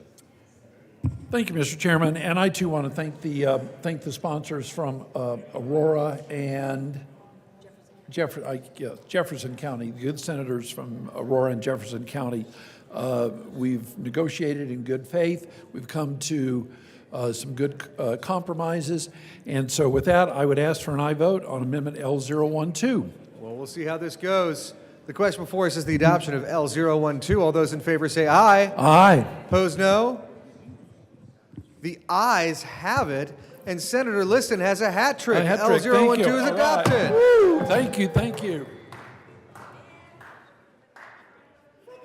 Is there any further discussion? Seeing. Senator Van Winkle. To the bill? Senator Van Winkle. Thank you, Mr. Chairman. I do appreciate the amendments that were accepted. I would like to still point out that this is still a very bad bill that I urge a no vote for. Colorado should not be a sanctuary state, and the policies of downtown Denver, which have ripple effects throughout the entire state, are damaging to the people of Colorado, damaging the budgets of all local governments, and the government of the state of Colorado. And we ought to enforce better border policies. Our federal government ought to do a better job, and we as the state of Colorado ought to take care of the citizens of Colorado first and foremost. Thank you, Mr. Chairman. I urge a no vote. Seeing no further discussion, the question before us is the adoption of House Bill 1280. All those in favor say aye. Aye. Opposed, no. Ayes have it, and 1280 is adopted. Senator Winter. Thank you, Mr. Chair. I move that we proceed out of order and take up House Bill 1338. The motion is to proceed out of order and take up House Bill 1338. All those in favor say aye. Aye. Opposed, no. Ayes have it, and we shall do so. Will the clerk please read the title to House Bill 1338? House Bill 1338 by Representatives Routenell and Velasco and Senator Michelson-Jeanette concerning measures to advance environmental justice by reducing cumulative impacts of air pollution and in connection therewith making an appropriation. Senator Michelson-Jeanette. Thank you. I move House Bill 1338. Seeing no further discussion, the question before us is the adoption of House Bill 1338. All those in favor say aye. Aye. Opposed, no. Ayes have it, and that bill is adopted. Is there any further? Could the clerk please? No committee report? No, nothing. No committee report. There was just the bill. Okay. Can we take senatorial 5? Senatorial 5. Senatorial 5.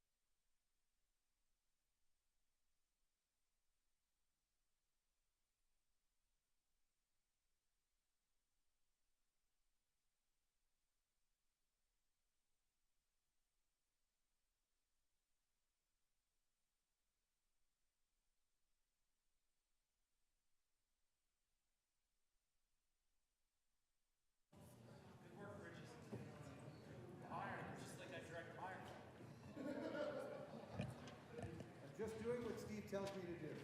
That's always worked out. Senator Winter. Thank you, Mr. Chair. I move that we proceed out of order and hear House Bill 1219. The motion is to proceed out of order and hear House Bill 1219. All those in favor say aye. Opposed, no. Ayes have it, and we will hear 1219. Will the clerk please read the title to House Bill 1219? House Bill 1219 by Representatives McCluskey and Lynch and Senators Pelton B. and Malika concerning state-funded programs for first responders through multiple employer health benefit trusts and in connection therewith making an appropriation. Senator Mullica. Thank you, Mr. Chair. I move House Bill 1219 on second reading. There are no committee reports. Is there any discussion? Senator Pelton, there is an amendment at the desk. Will the clerk please read L 12? L12, amendment Senator Gross Pelton. Bill. Thank you, Mr. Chair. I move L12 to House Bill 1219. To the amendment. Thank you. This was the conversation that we had with the members of the Appropriations Committee to come up with a deal where we were going to separate the money out on the fiscal note and to make sure that there's a review process by the JBC at the end of 2027 and have a discussion on how further to add more money in later on. Is there any further discussion? Seeing none, the question before us is the adoption of L012. All those in favor say aye. Aye. Opposed, no. Ayes have it, and that amendment is adopted. To the bill.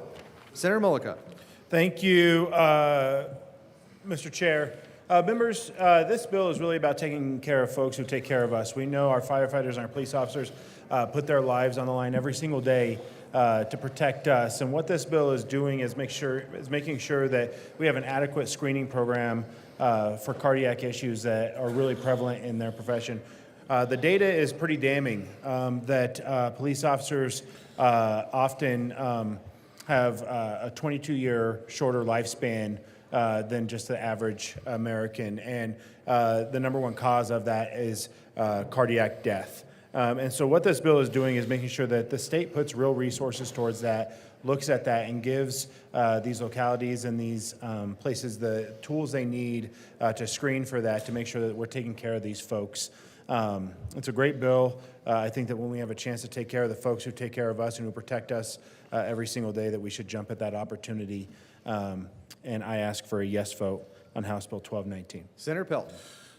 Thank you, Mr. Chair. I just would like to add to that in the House, we named the short title of this bill as the Hugh McKean Act. This started with him in the House last year, or the year before last, and they had several discussions about this, and this is fitting for him to be on this bill because of the way and the way he acted and how much he cared about first responders and law enforcement, and I really appreciate that he's on this bill. So I ask for an aye vote. Is there any further discussion? Senator Van Winkle. Thank you, Mr. Chairman, and I do appreciate this bill and was very happy to support it in committee. And one of the things that the bill does is, it's questionable whether we can do this or not, but essentially bind future legislatures to say that we're going to do, I think it's like $300,000 this year, like $500,000, then $700,000, and then $1 million going out. And I was trying to look at the amendment here to see, it seems like we're altering that. But what are we binding, essentially binding future legislatures to here? And is it still accomplishing what we want to accomplish with the goal? Because I was incredibly supportive of this in committee. Senator Kirkmeyer. Thank you, Mr. Chair. I rise in support of L0110. I wish it would have shown up about 6 hours ago, but it didn't. I'm happy that it is now. I appreciate the sponsors working with me to get an amendment in that says we're going to essentially do this through a 3-year period. They'll be reporting to the Joint Budget Committee, and then we'll figure out how effective it is or what we need to do to make changes and make it work. So I would ask for an aye vote on L0110. Thank you, Senator Oh, Kirkmeyer. but we we have already voted on adopted the amendment. So now I like we the are to the bill. bill. Yeah. Senator So now I Kirkmeyer. would say, since you voted on it and approved it, good job. And I like the bill, and I would support it as well at this point. Fantastic. Senator Van Winkle.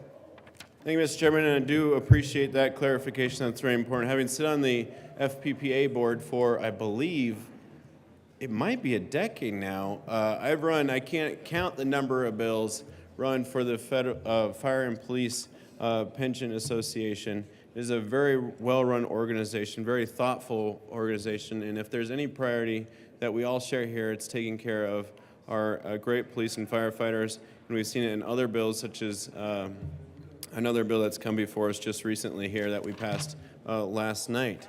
And I thank you, Mr. Chairman. I thank the senator from Thornton and the senator from Cheyenne Wells? No, the senator from Sterling.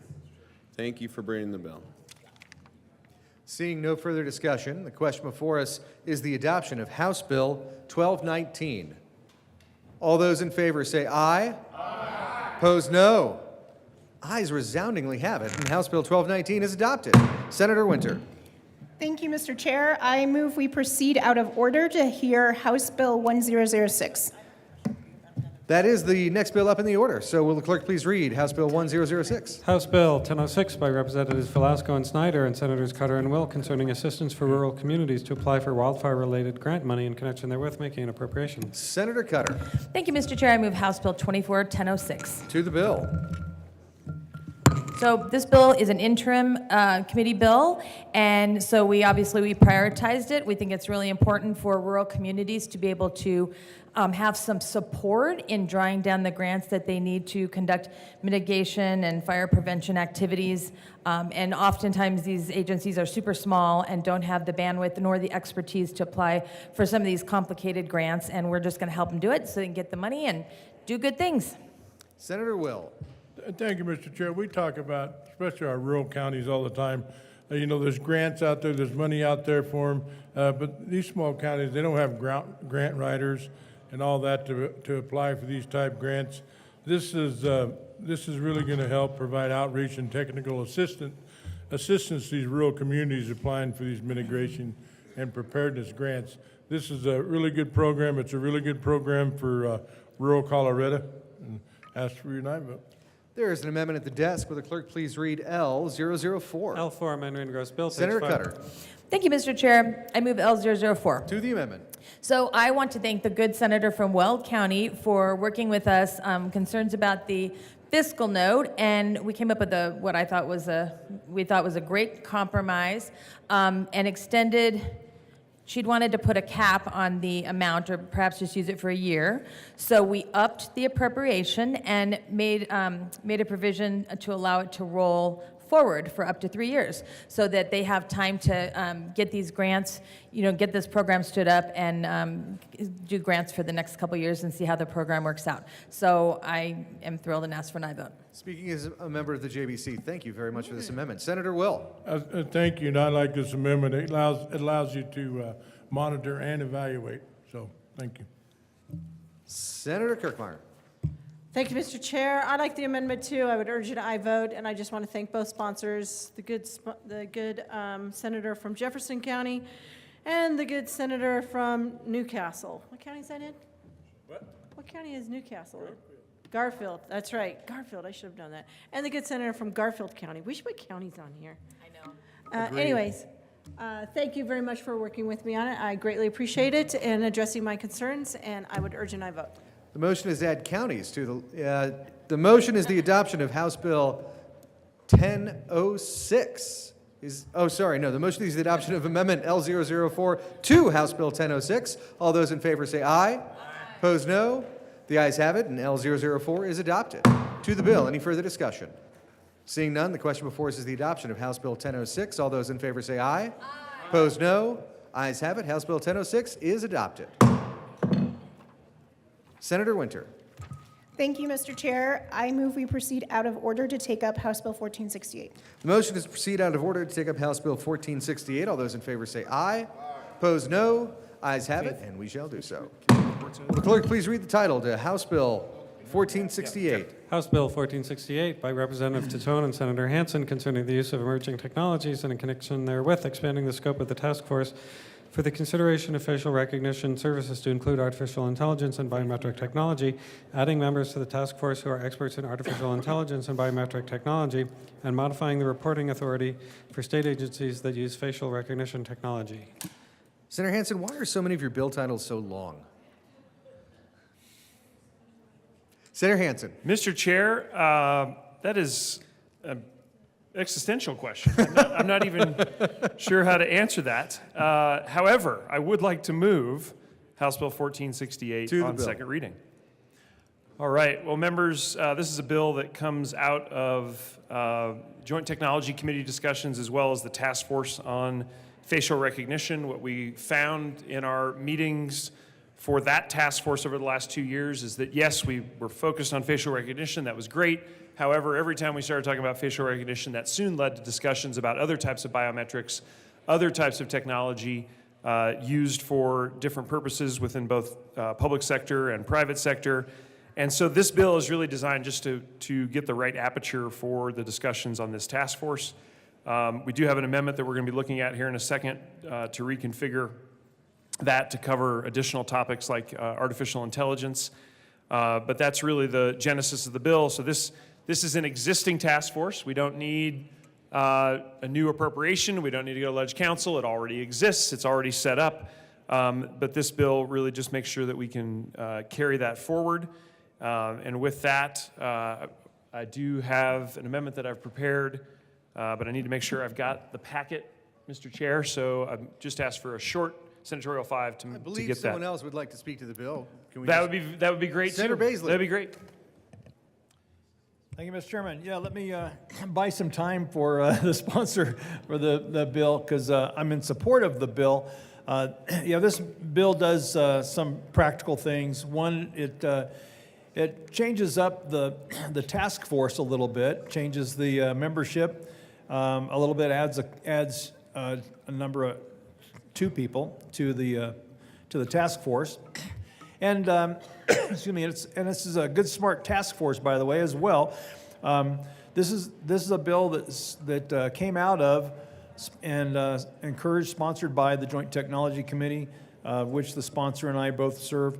And so it is worth our looking at while you're considering any guidelines or guardrails that we might need to put around facial recognition so that it is not overused, not used in inappropriate ways.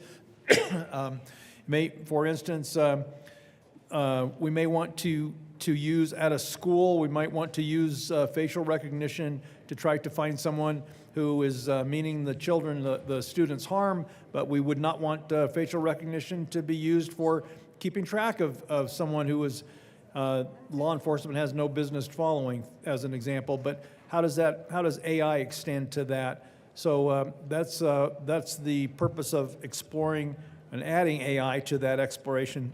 So it's a good bill, and I support it. And I'm hoping that I bought enough time for an amendment to be generated. It's not looking that way. Senator Hansen, is your packet ready? Thank you, Mr. Chair. Unfortunately, no, but it will be shortly. And so I'm certainly glad to hear other comments on this. Otherwise, I'll need just a short break. We've got Senator Rodriguez. Mr. Majority Leader. Thank you, colleagues. I stand in support of the amendment that you may see at some point. Many people might have testified on a bill that I spoke about here earlier, and many of the conversations were about a task force. This is an existing task force that was on facial recognition, and it has expired to the point where we've moved on to much higher technologies, which was why my bill was good. But this task force was some of the dreams amendments that were requested, whether it was in stakeholdering in here, the hearings, or the other chamber, and it was feedback that we got from all the tech associations, the chamber, and other members of the community that had vested in spots. So the bill is about creating a task force off of the existing one to create, I feel like I'm filibustering, which I'm not highly skilled at. But Senatorial 5. That will go there.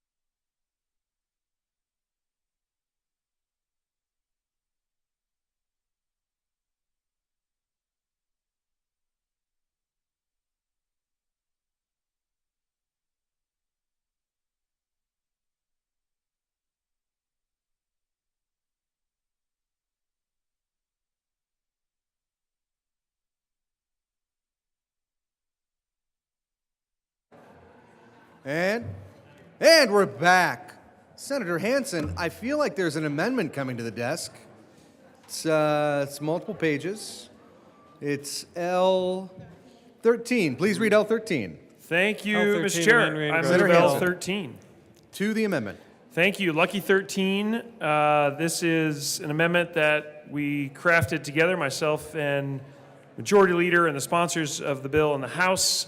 And this new task force, one of the reasons it's multi-page is because we got to lay out, of course, all the members of the task force. I think we got really good balance here on a partisan basis, on expertise, nonprofits, for-profits, privacy experts, civil liberties experts, labor included in the task force. So really good spread of the folks we're going to need in the room to move ahead on these important issues in the future. How do we do any sort of regulation or crafting bills around artificial intelligence and other related systems? So I think we've got the right mix here. The appointments are spread out between House and Senate, majority, minority, and we gave the governor a few just for good measure. I know, and I think this amendment L13 puts us in a good shape to get this task force continued. And I do want to be clear about that. This is not the creation of a brand new effort. This is just augmenting our existing task force that was more focused on facial recognition. So with that, I ask for the adoption of L13.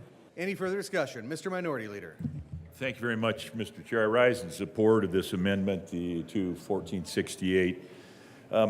I stood in this well when we were debating Senate Bill, a really good bill, a great bill, a spectacular bill, Senate Bill 205, a spectacular bill that I voted no on. This, and I said we need to raise up and expand the scope, expand the breadth, look at this, because AI is going to transform the world in a way that is monstrously larger than what the internet has done. And we as policymakers need to begin to wrap our head around it. We'll never get our head fully wrapped around it, but by golly, we should be making the effort. This task force gives us the opportunity to hopefully do that. Rise in support of the amendment. Thank you very much to the sponsors for this. Any further discussion? Seeing none, the question before us is the adoption of L13. All those in favor say aye. Aye. Opposed, no. Ayes have it, and L13 is adopted. To the bill. Seeing no further discussion, the question before us is the adoption of House Bill 1468. All those in favor say aye. Aye. Opposed, no. Ayes have it, and that bill is adopted.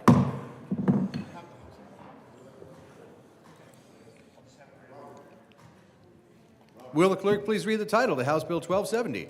House Bill 1270 by Representatives Woodrow and Joda and Senator Hansen, concerning a requirement that firearm owners maintain liability insurance and in connection therewith requiring insurers to make coverage available in homeowners and renters insurance policies for damages resulting from accidental or unintentional discharge of a firearm. Senatorial 5 Senatorial requested 5. and granted.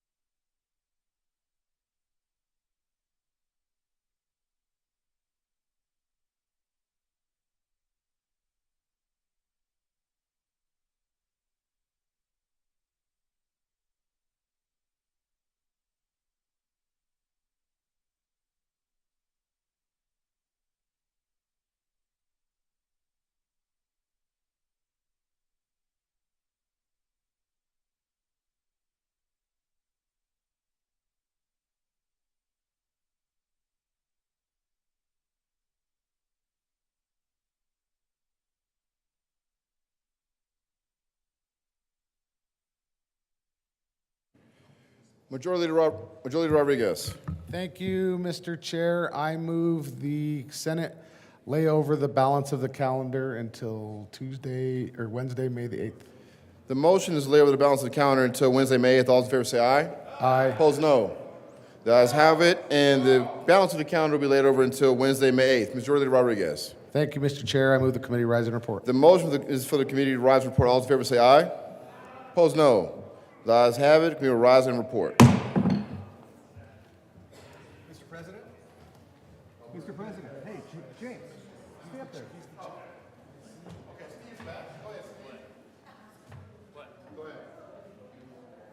What are you doing? Rise and report. Didn't we already do that?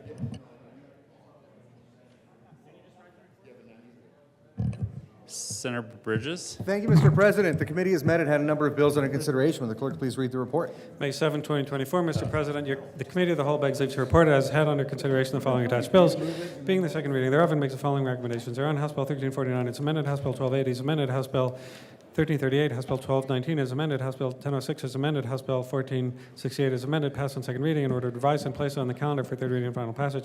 House Bill 1270 and House Bill 1075 laid over until May 8th, 2024, and retaining their place on the calendar. Senator Bridges? Thank you, Mr. President. I move the report.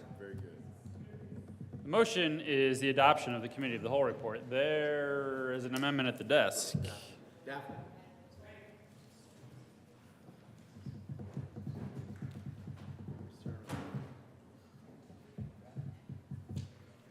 Will the clerk please read Amendment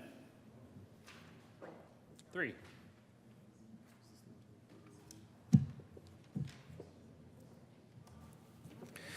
S603, Senator Van Winkle, move to amend the report of the Thank you, Committee of the Whole. Mr. President. I withdraw Amendment 3. Amendment 3 has been withdrawn.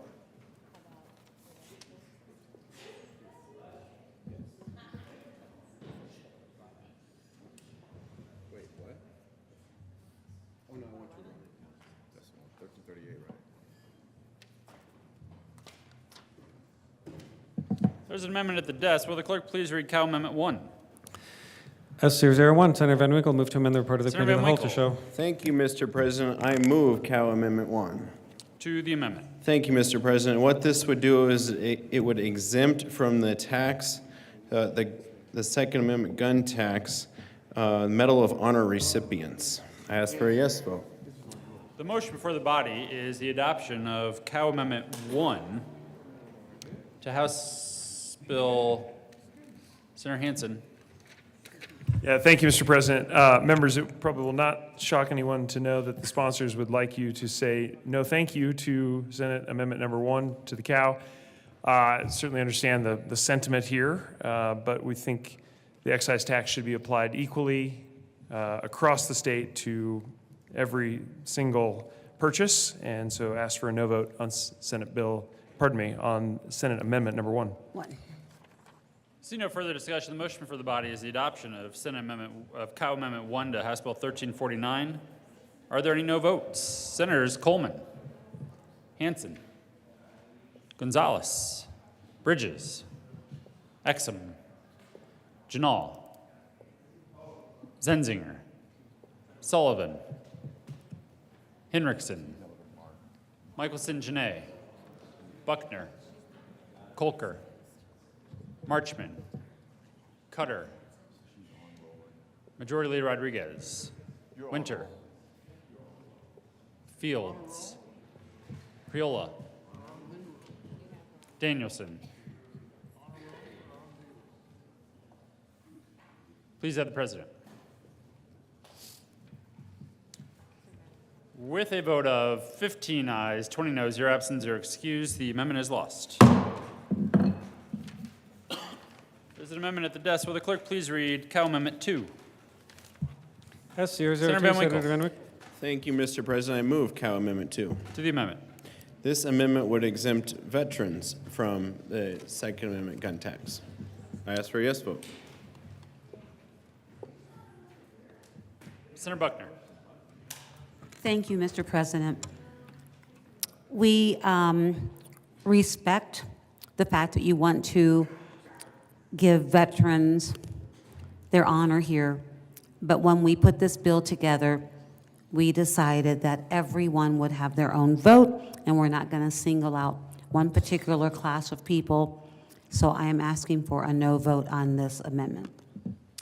See no further discussion. The motion for the body is the adoption of Cal Amendment 2. Are there any no votes? Senators Hansen, Exum, Coleman, Gonzalez, Janal, Zenzinger, Bridges, Sullivan, Kolker, Danielson, Marchman, Hinrichsen, Cutter, Priola, Michelson Janae, Buckner, Fields, Winter, Majority Leader Rodriguez. Please add the president. With a vote of 15 ayes, 20 no, 0 absent, 0 excused, the amendment is lost. There's an amendment at the desk. Will the clerk please read Amendment 4?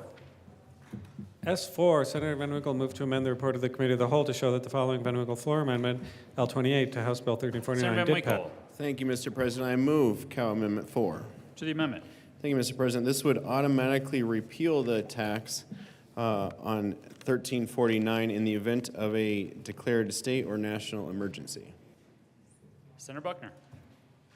We're asking for a no vote on this amendment. See no further discussion. The motion for the body is the adoption of Amendment 4 to House Bill 1349. Are there any no votes? Senators Hansen, Roberts, Mullica, Exum, Coleman, Gonzalez, Janal, Zenzinger, Bridges, Sullivan, Cutter, Hinrichsen, Danielson, Kolker, Majority Leader Rodriguez, Winter, Fields, Priola, Buckner, Michelson Janae. Please add the president. With a vote of 14 ayes, 21 noes, 0 absent, 0 excused, the amendment is lost. There's an amendment at the desk. Will the clerk please read Amendment 5? S5, Senator Van Winkle moved to amend the report of the Committee of the Whole to show that the following Van Winkle floor amendment, Senator Van L29. Winkle. Thank you, Mr. President. I move Cal Amendment 5. To the amendment. Cal Amendment 5 to House Bill 1349 would exempt our rural and frontier counties from paying the tax. I ask for a yes vote. Senator Hansen. Thank you, Mr. President. Members would ask for no vote on S5. Obviously, the issues that we're trying to address with this bill affect rural counties just as much as they do urban counties. Please say no to Senate Amendment S5. See no further discussion. The motion for the body is the adoption of Senate Amendment, Cal Amendment 5 to House Bill 1349. Are there any no votes? Senators Mullica, Exum, Gonzalez, Janal, Zenzinger, Bridges, Sullivan, Cutter, Henriksen, Danielson, Kolker, Majority Leader Rodriguez, Winter, Fields, Priola, Coleman, Michelson Janae, Buckner, Hansen. Please add the president. With a vote of 15 ayes, 20 noes, 0 absent, 0 excused, the amendment is lost.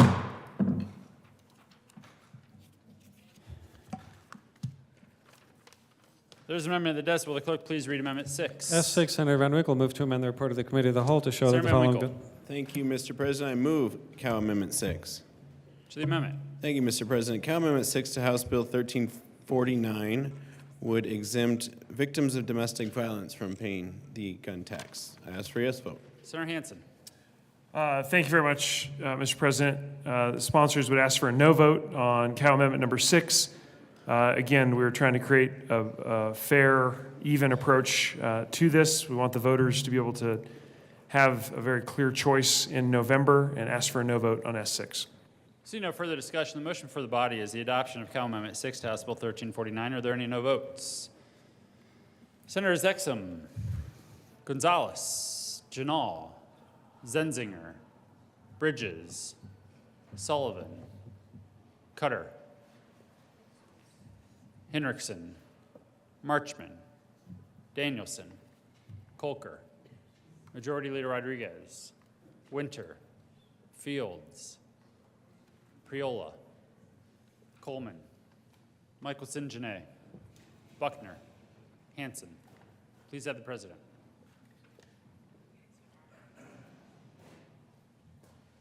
With a vote of 15 ayes, 20 no, 0 absent, 0 excused, the amendment is lost. There's an amendment at the desk. Will the clerk please read Cal Amendment 1 to House Bill 1338?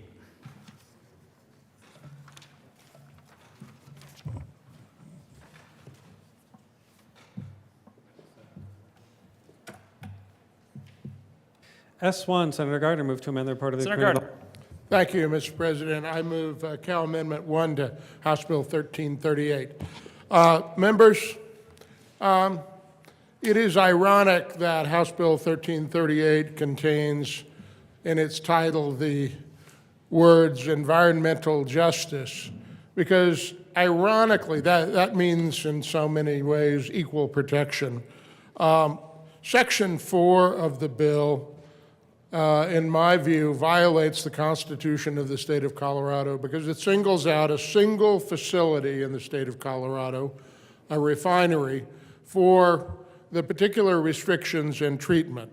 Article 5, Section 25 of the Colorado Constitution, which I will not take time to read and recite all of the many cases concerning special legislation, that is, legislation aimed at a particular for the benefit or the detriment of a particular citizen or entity is prohibited under the Colorado Constitution. This Cal amendment strikes Section 4 of the bill and would relieve the bill of that constitutional impediment. I ask for an aye vote. Senator Michelson, Janae. Thank you, Mr. President. I ask for a no vote on this amendment. This is a critical component of the bill, and we would like to keep it in. See no further discussion. The motion for the body is the adoption of Cal Amendment 1 to House Bill 1338. Are there any no votes?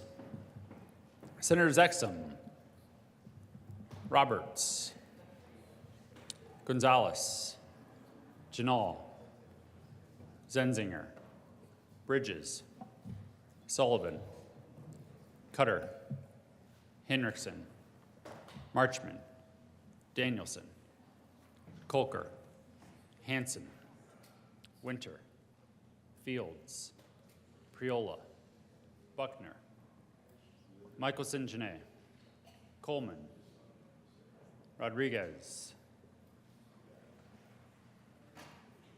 Please add the president. And Senator Mullica. With a vote of 13 ayes, 22 noes, 0 absent, 0 excused, the amendment is lost. Motion for the body is the adoption of the Committee of the Whole report. Are there any no votes? Senators Van Winkle, Baisley, Liston, Pelton B, Pelton R, Smallwood, Kirkmeyer. With a vote of 28 ayes, 7 noes, 0 absent, 0 excused, the Committee of the Whole report is adopted. House Bill 1349 is amended, 1280 is amended, 1338, 1219 is amended, 1006 is amended, 1468 is amended, passed in second reading, order revised and placed on the calendar for third reading and final passage. House Bills 1270, 1075 laid over until May 8th, retaining their place on the calendar.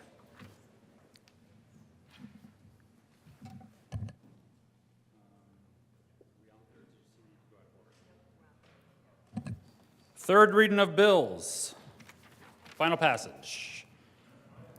Will the clerk please read the title to House Bill 1008? House Bill 1008 by Representatives Duran and Froelich and Senators Danielson and Colker concerning measures to expand general contractor accountability for wage claims involving contractors in the construction industry and in connection therewith making an appropriation.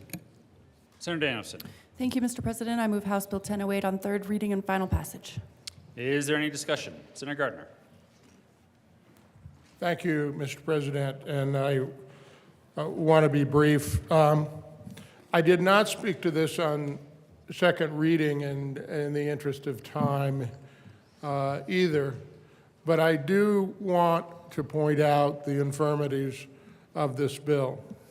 The legislative declaration says, while creating general contractor liability for wage claims, this act will also ensure that general contractors can efficiently seek reimbursement from subcontractor employers for any amounts paid out for wage claims owed to the subcontractor's employees.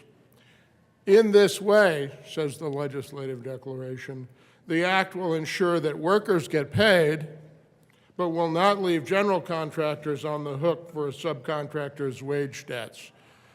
This is the wage theft bill, which imposes liability upon a general contractor for the failure of their subcontractor to pay their employees.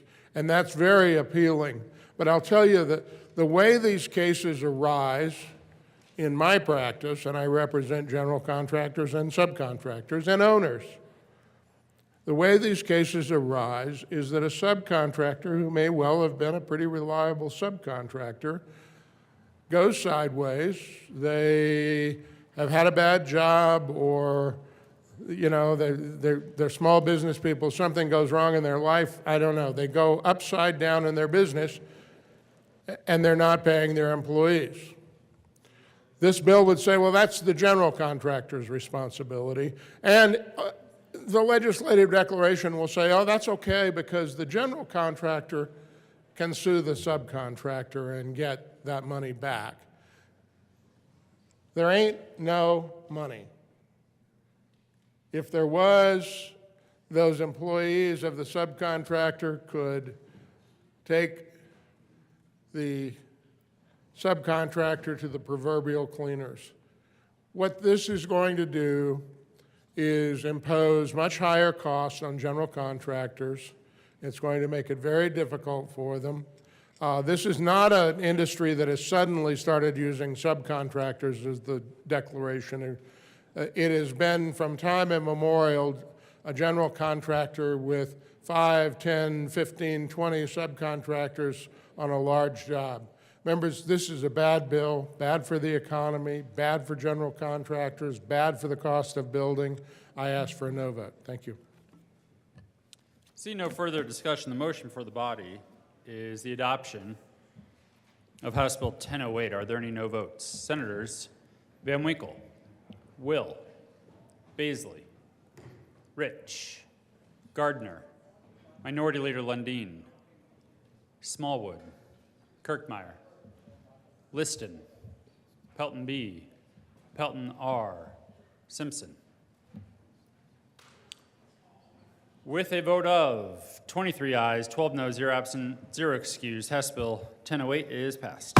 Co-sponsors: Senator Sullivan, Cutter, Michelson Janae, Jaquez Lewis, Priola, Fields, Marchman,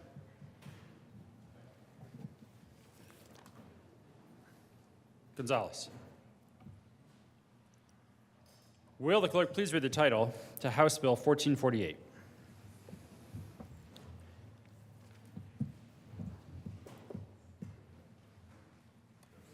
House Bill 1448 by Representatives McCluskey and Bacon and Senators Lundin and Zunzinger concerning the creation of a modernized approach to funding public education in connection therewith making and reducing an appropriation. Senator Zenzinger. Thank you, Mr. President. I move House Bill 1448. Is there any discussion? Senator Zenzinger. Thank you, Mr. President. Members, after several days of debate and after listening to some of the comments with regard to this bill, I can't help but ask myself, why do a formula at all? Amendment 23 is already a formula of sorts. It requires that the statewide base per pupil funding amount for preschool through 12th grade to increase annually by the inflation rate. And the responsibility for meeting that calculation is then split up.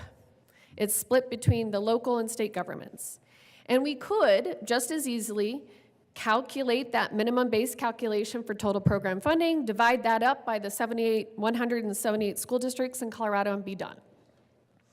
Except that, right away, there is a problem. we would not be accounting for the unique needs and the vast differences between districts.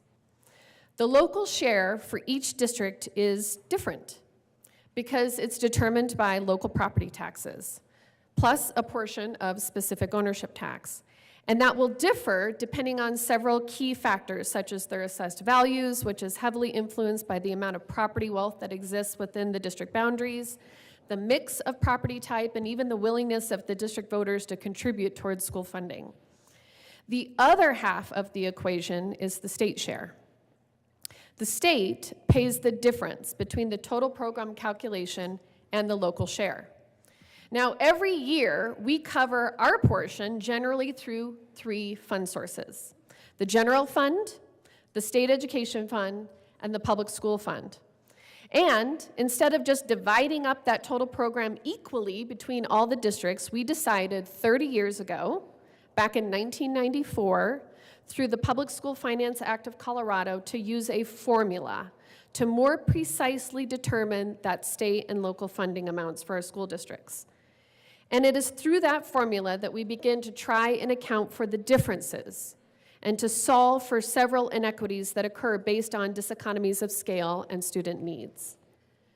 Funding for our school districts is based on a per-pupil formula that provides a base per-pupil amount of money plus additional money, where we recognize district-by-district variances such as the cost of living, personnel costs, what's the size of the district, as well as additional funding for at-risk pupils and English language learners. Now, as these components vary among different school districts, so does the amount of total program funding. This basic concept does not change in this new formula. However, after studying the formula over the last few years, we've honed in on a fundamental problem with the formula, in particular with that supplemental funding. First, the current order of operations of the factors, where the factors are situated within the formula, and the multiplicity of the cost of living and size factors skews the formula. It directs more money to communities that have higher property wealth and greater local resources.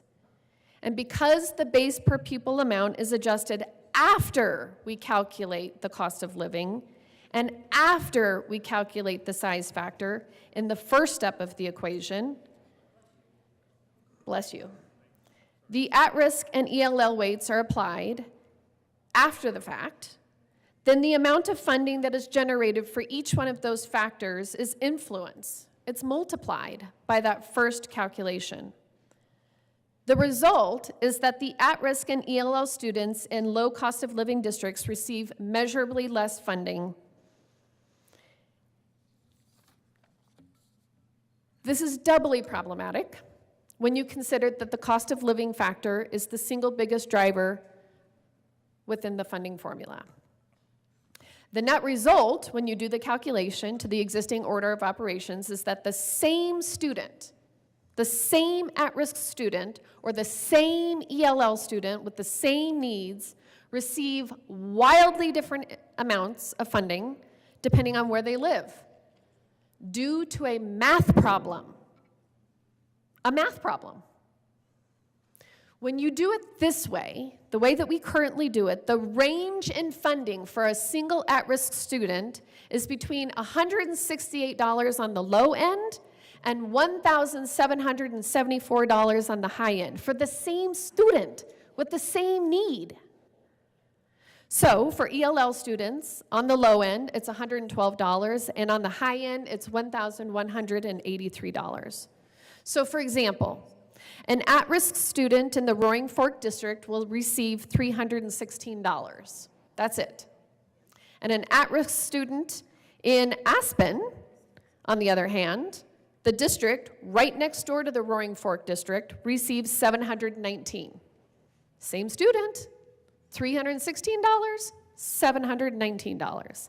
And that's because one district has a high cost of living, which is calculated first in the formula, and then the at-risk amount is multiplied against that large amount. Same student, wildly different funding. And the same goes for ELL funding.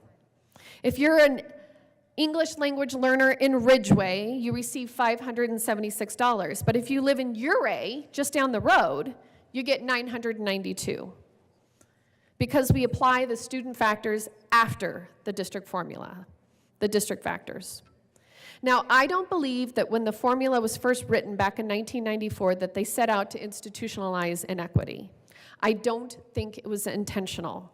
But once you understand that this is the way that the formula just works, once you know that we are perpetuating inequity, this unfairness to the students who are living in smaller, poorer districts, how can we then, in good conscience, not fix it?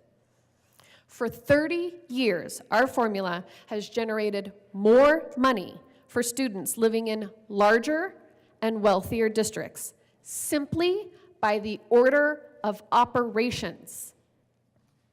This new formula fixes that. We are reordering the formula to put the student factors first. We are increasing the weight of those student factors, and we're adding a new factor for special education. So now, every student who is at risk, whether you are living in Debec or Loveland, receive the same amount of additional funding to support their needs. Every English language learner, whether you live in Saguache or Cherry Creek, will receive the same amount of supplemental funding on top of the base to support their needs. Now, why would changing the order of operations to calculate the student factors first be a problem? Well, for the districts that have been on the winning end of that calculation for the last 30 years, are reasonably worried that if we change the formula, they might receive less funding. That if we correct for this mistake and equalize the funding for the student factors, that their funding might diminish. And given that our base level of funding in Colorado is already so low, if I were those districts, I wouldn't want my funding to go down either. And good news, it doesn't. In prior years and prior proposals, that is exactly what would have happened. If you don't increase the size of the pie, and you simply adjust the size of the slices within the existing pie, then you would have to take from one area of the formula in order to increase the other area of the formula. But that is not what we have chosen to do. We recognize that in order to prevent districts that are currently benefiting from the existing formula to prevent them from receiving less funding to make up for this inequity in the student factors, we decided to just go ahead and increase the size of the pie. So for example, Jefferson County will receive $4.2 million additional dollars in the first year, which will increase to $25 million plus inflation after full implementation. Adams 12 will receive $4.4 million in the first year, which will increase to $26 million plus inflation at the end of implementation, and so on and so forth. Check out the fiscal note. You can find out just how much your district benefits. Now, given the constraints of our budget, because we don't want to go back to a BS factor, we know that we're going to have to phase in these changes. We're going to have to phase them in over time. If we want to sustainably fix this known inequity, if we want to fix this math problem and not put our budget at risk, we have to go slow. We could do it overnight, but then that would come at a cost to other priorities in the budget. Now, as a teacher and as a parent, personally, I don't think it's fair to make students wait 6 years. But as a budget writer and as a legislator, it's what we need to do in order to be cautious. Recognizing that there needs to be an adequate runway for districts to adjust, we will phase in the changes over a period of 6 years. This bill has a total of $332,000 in hold harmless dollars in the first year, so that districts can make changes and adjust.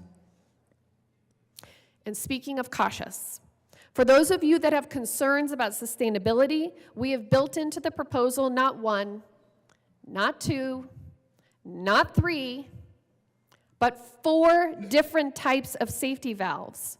Some objective, based on local revenue, according to inflation, some subjective. check-ins with OSPB and the JBC. We had the model stress test to determine the highest amount of funding and the lowest amount of funding that we would be needed in order under different conditions. And the conclusions that we received from our nonpartisan JBC staff, as well as our LCS staff, were that we were well within the margins and that the plan was indeed sustainable. And here's the moment where I need to stop and pause and thank some people. The reason why we have confidence that our 6-year implementation plan is fiscally sound is because of the good work of our fiscal analysts in our state that modeled the conditions for us. I want to thank Mark Carey, Anna Gersel, Thomas Rosa, and Greg Sabetsky, all at LCS. I want to thank Jacob Baus at OLLS, Andrea Ewell and Craig Harper at JBC, and Mark Ferrandino at OSPB. You would not believe how hard that these individuals have worked, crunching the numbers, modeling the formula, testing the runs, and providing invaluable research, experience, and knowledge. I also want to thank the members of the most recent Public School Finance Task Force, which was made up of a diverse group of educators, school leaders, advocates, and policy experts. Their recommendations, which were largely reached through consensus, were meant to serve as a guide for the General Assembly to utilize to make concrete changes. I also want to thank the legislative members of the School Finance Task Force who contributed to the conversation over these last 7 years. And I'd like to thank my co-prime sponsor. He and I are the last remaining 2 members of the original task force that set out to study, discuss, contemplate, argue, problem solve, and ultimately improve upon our existing formula. We have very different perspectives, but we share a common purpose because we believe in the inherent value of education, that learning is foundational to personal growth and prosperity, and that we have an obligation as a state to ensure that all students receive the support that they need to thrive. So what does this formula do? Well, number 1, we fix the order of operations. Number 2, we eliminate the multiplicity of the cost of living and size factors. Number 3, we rebase the cost of living. Number 4, we increase the weights of the student factors, and we add a new factor for special education. Number 5, we make targeted adjustments to the size factor and the cost of living factors. Number 6, we implement 4-year averaging. And number 7, we increase funding for public school capital construction by more than $250 million. Under this proposal, no district will lose money. And a small handful of districts will be held harmless. A funding floor is established for districts in which their new formula funding cannot drop beneath.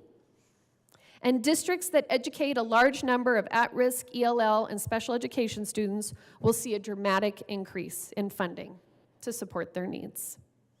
Rural districts, especially small rurals, will see an increase over time of $250 million, which aligns with the 6-year projections in Senate Bill 188. Members, you know that this is my last session, and my greatest hope is that this body will recognize that this piece of legislation is not only a representation of my experience as a budget writer, or as a 3-time sponsor of the School Finance Act, or a former chair of the Education Committee, or a member of the Interim Committee on School Finance, or as a professor of education, or as a career teacher, but also as a piece of legislation that has been shaped by hundreds, probably even thousands of people over a period of many, many years. Nothing is ever perfect, but I trust that our future legislators, our future school administrators, teachers, parents, and even students will figure it out. 6 years may seem like a long time to wait for justice, but this is a problem that has been needed to solve for 30. This is a plan that is reasonable, it is prudent, it is sustainable, it is proven, and it is what is necessary. And I ask for your aye vote. Mr. Minority Leader. Mr. President, yes, I'd like to reserve my time. Senator Marchman. Thank you, Mr. President. I want to first give a huge thank you to both the Senate sponsors of this bill. I get to serve on a committee with you, and I've learned so much from you. And I also want to thank also the committee of enthusiasts who met over the interim to propose a number of changes to the school finance formula, which are represented in this bill. We share so many of the same values. We want to improve school funding for kiddos by updating our old, outdated formula. We recognize the BS factor cannot come back, and we must make sure in our choices now that it does not. We agree that the state has failed to repay the $10 to $14 billion we took from our students through the BS factor over the past 14 years. We agree that students are our top priority in this General Assembly, and I'm so proud that we share these values. My daughter graduates from Loveland High School this month. So proud of her. She's never attended a public school in Colorado that was fully funded. None of the seniors who are graduating this year have. The BS factor was introduced in 2010 when I was serving on my local school board in Loveland. That spring, the legislature went to do the budget, and when they did, they needed money back. We had to riff our teachers. I riffed my son's second grade teacher at the end of the school year. It was sad. During my campaign to be here, I talked at length about the BS factor being an agreement the state makes every year to say, we feel sad that you need this money and we can't give it to you, we have other priorities, but here's an IOU we will never pay back. I promised it would go away when I got here, and it has, for now. Let me start with all the great things about this bill. One, the bill intends to infuse money to our districts, which they're in great need of. I just don't see how we're going to be able to afford it. Last year, we heard that we couldn't pay off the BS factor. It was $141 million with $1 billion in the state education fund. But now our general fund balance is a negative $379 million. We're in the hole. And we can pay off the BS factor, and we can make some new commitment to over $500 million. Cool. So where's the money tree? I wish we'd found it a few years back, so my Caitlin and her classmates could have benefited from it. But what switched? The second thing I love about this bill is that it talks about equity. And I just want to break it down for you. There are some factors in the bill that do indeed improve equity, such as the weighted student-centered funding for at-risk students, English language learners, and students with special needs. I love these efforts. And I know if this could be implemented, it would benefit students and schools. Every school in every district has these learners. In rural districts, higher cost of living districts, and every district in between. But to push this bill as one that removes the idea that students should not get funded based on their zip code is false. It's wrong. It's not the way I read the bill. This bill, by nature, incentivizes all districts that are not in urban or suburban areas to remain small so that they can continue to get the highest amount of funding possible. So we have 178 school districts, and under this new formula, the 35 districts with the most students in our schools lose out. Based on the size of the district and its location outside of the Front Range, rural and small districts will get an additional 15 to 25% more per pupil. We have brought the urban-rural divide to public education in Colorado, but we just flipped it. Different zip codes get different things. 143 rural districts are going to get extra money. I love rural Colorado. I meet with those kids every time they come. They like to say hi to me, and I love to say hi to them too. But there are 746,241 Colorado public school students in 178 districts, and only 128,000, 17% of our public school students are in these rural districts. 143 of our school districts are small rural districts. That's 143 superintendents, 143 school bus fleets, 143 nutrition programs, 143 school boards, and 143 promises that I worry we will not be able to keep. I've heard conversation this session about the rural funding of $30 million each year being problematic for some, but this bill provides $250 million to the rural schools. So that's 8 times more than what we had problems with earlier in the session. The question was raised by my good colleague from Denver. What do we get from funding rural schools? We get so much. In fact, we get 143 school districts, 143 superintendents overseeing education for 130,000 kiddos. But I'm challenged by the fact that we're building into this new formula an incentive for small rural districts to stay small. If they consolidate, they lose money based on the local factor. So 143 superintendents serving 17% of our students and 35 superintendents serving 83% of our students. Math is my thing, but even if it wasn't, I think anyone can tell this is unsustainable. Making this promise means we promise to reevaluate how we've structured our school districts. Third, the bill does not go into effect for another year. The 35 districts that are not provided additional funding based on zip code have taken a gentle monitor position behind the glass. But if you talk to the folks there, the teachers, they know they'll have to make cuts under this proposal. I take solace in the fact that there is no way to compel the General Assembly to guarantee funds for future years.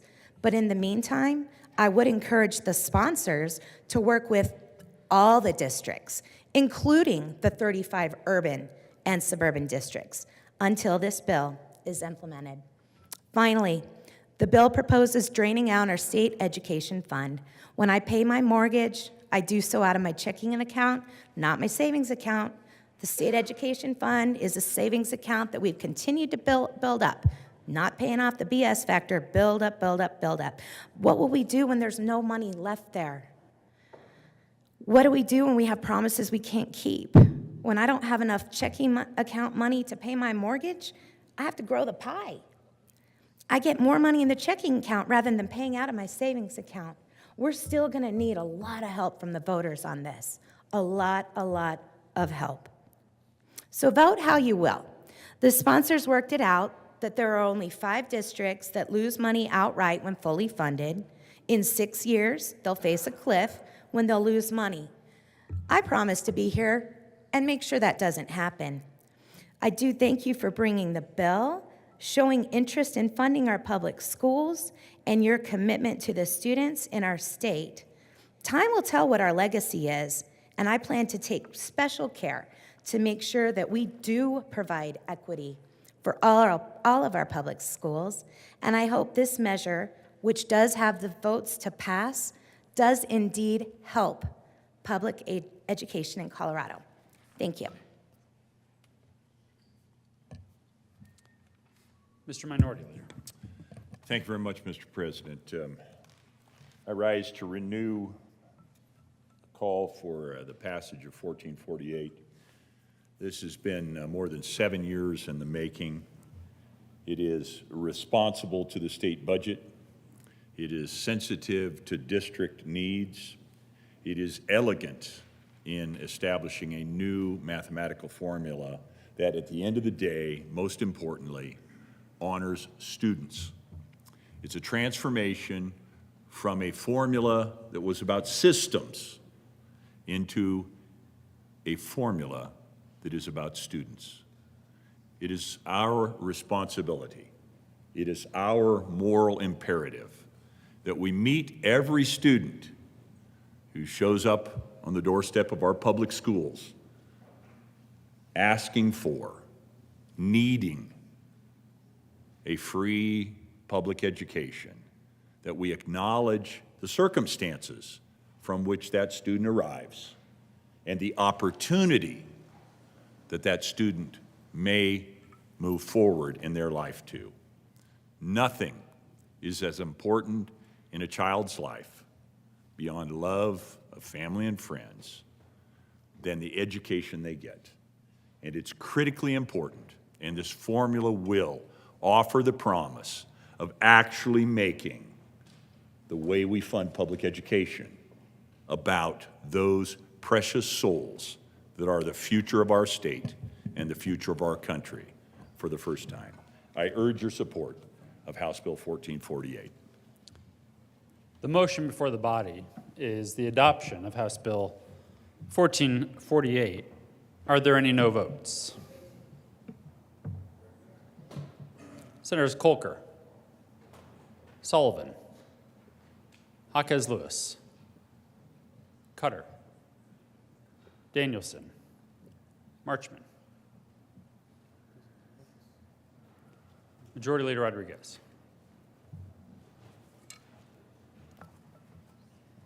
With a vote of 28 ayes, 7 noes, 0 absent, 0 excused, House Bill 1448 is passed. Co-sponsors: Senators Bridges, Kirkmeyer, Exum, Coleman, Roberts, Simpson, Van Winkle, Will, Baisley, Pelton B, Pelton R, Janal, Fields, Rich, Gardner, Liston, Smallwood, Priola, Buckner, Mullica.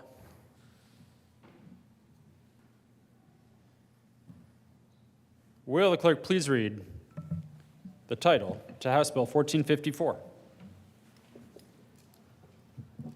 House Bill 1454 by Representatives Ortiz and Pugliese and Senator Lundin, concerning a one-year extension of the deadline for public agencies to comply with digital accessibility standards if the public agency demonstrates a good faith effort toward compliance. Mr. Minority Leader. Thank you very much, Mr. President. I move House Bill 1454, third reading and final passage. Colleagues, we correctly, I believe, as the General Assembly, have put in place requirements that we make all of our documentation accessible to all people of Colorado. We're having some challenges meeting the deadlines that are associated with that. This bill would keep in place the required deadlines, but it would relieve liability for those government institutions from the General Assembly right down through the school districts and counties of our state from if they are in fact acting in good faith in pursuit of making accessibility present for all the people of Colorado. I urge your support of House Bill 1454. Seeing no further discussion, the motion for the body is the adoption of House Bill 1454. Are there any no votes? Senators Sullivan, Danielson, Marchman, Jaquez Lewis. With a vote of 31 ayes, 4 noes, 0 absent, 0 excused, House Bill 1454 is adopted. Co-sponsors: Senators Bridges, Roberts, Kirkmeyer,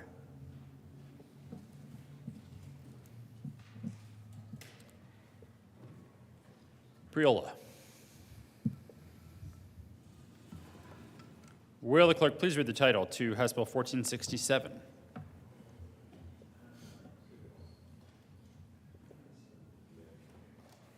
House Bill 1467 by Representatives Byrd and Sirota and Senators Senzinger and Bridges, concerning modifications to the state employee total compensation philosophy, and in connection therewith requiring the Director of Personnel to establish a step pay system for state employees in the state personnel system.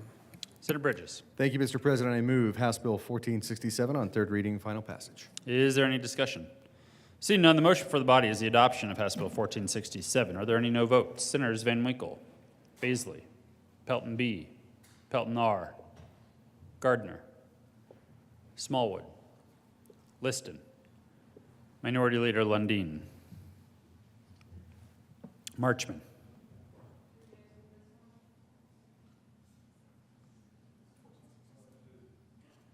With a vote of 26 ayes, 9 noes, 0 absent, 0 excused, House Bill 1467 is passed.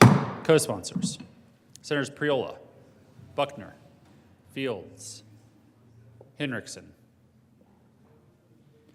Mullica, Exum, Roberts, Will.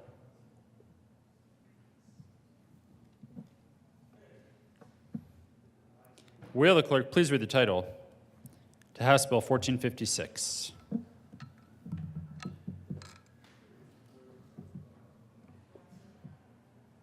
House Bill 1456 by Representatives Marvin and Doherty and Senator Michelson-Jeannet concerning testing for syphilis during the perinatal period.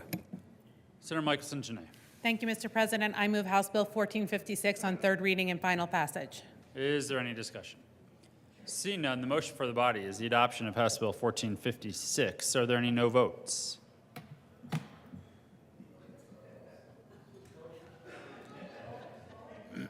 With a vote of 35 ayes, 0 noes, 0 absent, 0 excused, House Bill 1456 is passed. Co-sponsors, Senators Mullica, Janal, Jaquez Lewis, Cutter, Buckner, Priola, Fields, Hinrichsen, Marchman, Bridges, Exum.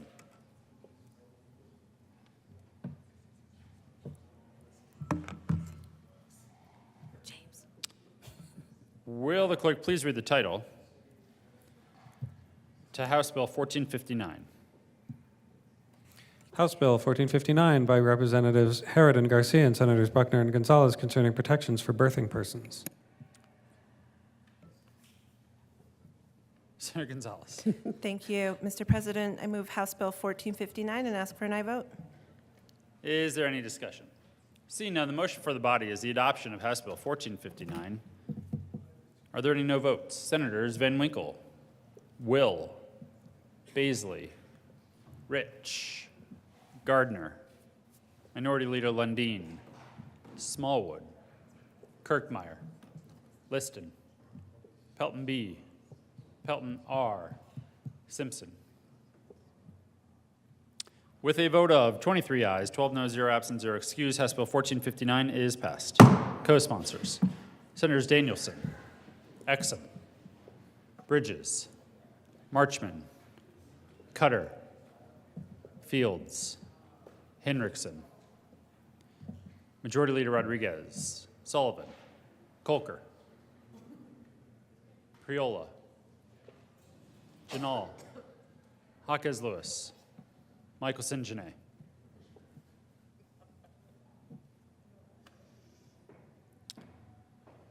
Will the clerk please read the title to House Bill 1024? House Bill 1024 by Representative Story and Velasco and Senator Cutter concerning the continuation of public outreach campaigns relating to wildfire risk mitigation in the wildland-urban interface and in connection therewith making an appropriation. Senator Cutter. Thank you, Mr. President. I move House Bill 1024 on third reading and final passage. Is there any discussion? Seeing none, the motion for the body is the adoption of House Bill 1024. Are there any no votes? Senators Van Winkle, Will, Baisley, Rich, Gardner, Lundin, Smallwood, Kirkmeyer, Liston, Pelton B, Pelton R, Simpson. With a vote of 23 ayes, 12 noes, 0 absent, 0 excused, House Bill 1024 is passed. Co-sponsors, Senators Michelson-Jeannet, Buckner, Jaquez Lewis, Priola, Fields, Exum, Danielson, Gonzalez. Please have the president. Will the clerk please read the title to House Bill 1458? House Bill 1458 by Representatives Duran and Armagost and Senators Zenzinger and Roberts concerning the creation of the Division of Animal Welfare in the Department of Agriculture and in connection therewith making and reducing an appropriation. Senator Zenzinger. Thank you, Mr. President. I move House Bill 1458 on third reading, and I ask for your aye vote. Is there any discussion? Seeing none, the motion for the body is the adoption of House Bill 1458. Are there any no votes? Senators Van Winkle, Baisley, Rich, Gardner, Minority Leader Lundin, Smallwood, Kirkmeyer, Liston, Pelton B, Pelton R, Gonzalez.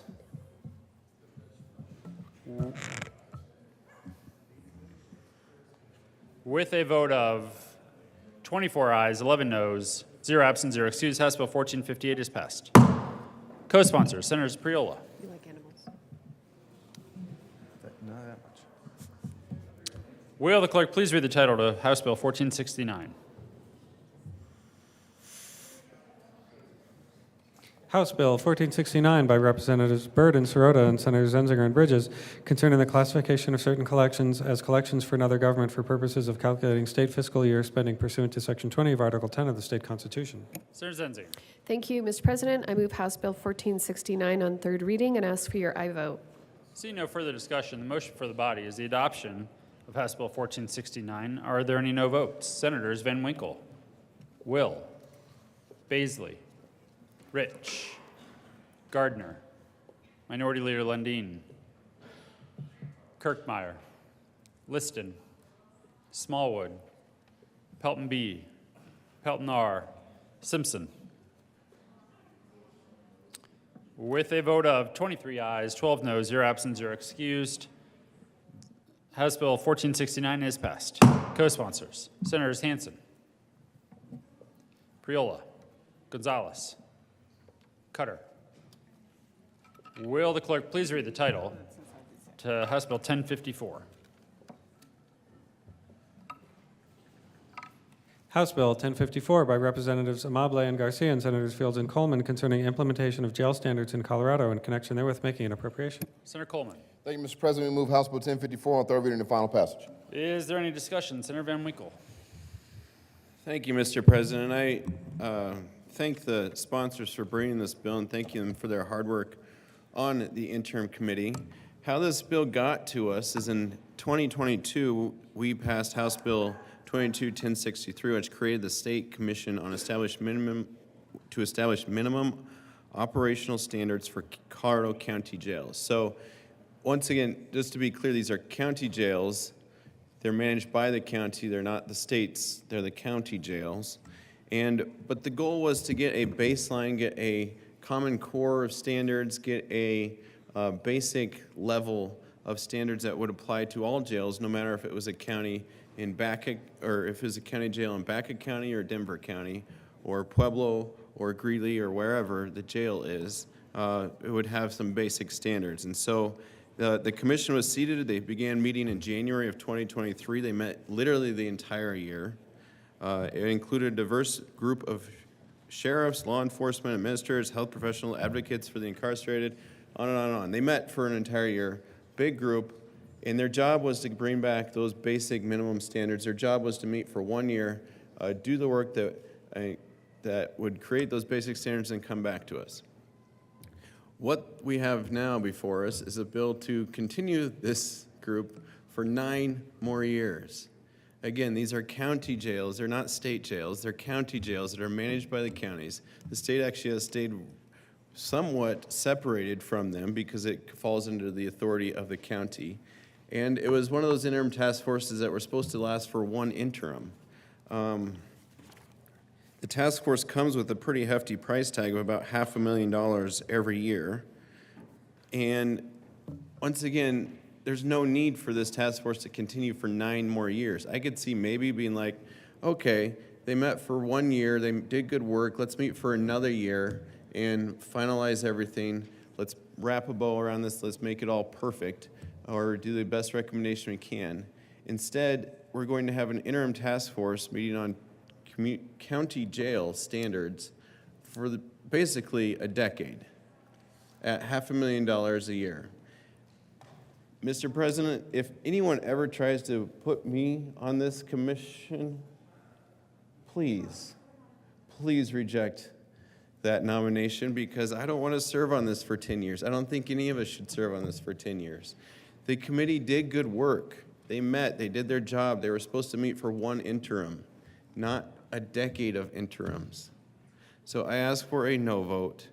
There's no need for this committee to meet for the next 9 years, for 10 years in total, for jails that the state has been very little involved in and has very little authority over, since they are managed by the counties at a cost of $500,000 or more every year. It's a lot of meetings. It dedicates this General Assembly to, and a lot of people, to a tremendous amount of work. The CCJL is probably the closest thing to it. But the CCJL would even have like subcommittees that would look at stuff like this. This is like creating a whole new CCJL, but just for the subcommittee of county jails. It's a tremendous amount of work, a tremendous amount of hours for the staff here at the Capitol, for senators, for legislators, for sheriffs, and a whole host of other people to meet for the next 10 years. Mr. President, I do believe it is largely unnecessary. If we're gonna do it, let's do it for like 1 year, give them an extra year on top of the year that they were supposed to take up, not 9 years. I ask for a no vote on House Bill 1054. Thank you, Mr. President. And please, no one ever appoint me to this interim committee for another decade. Thank you. Mr. Minority Leader. Mr. President, I ask permission for a third reading amendment. Saw that coming.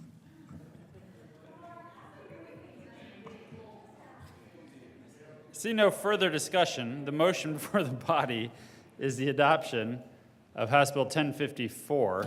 Are there any no votes? Oh, Senator Van Winkle. Will.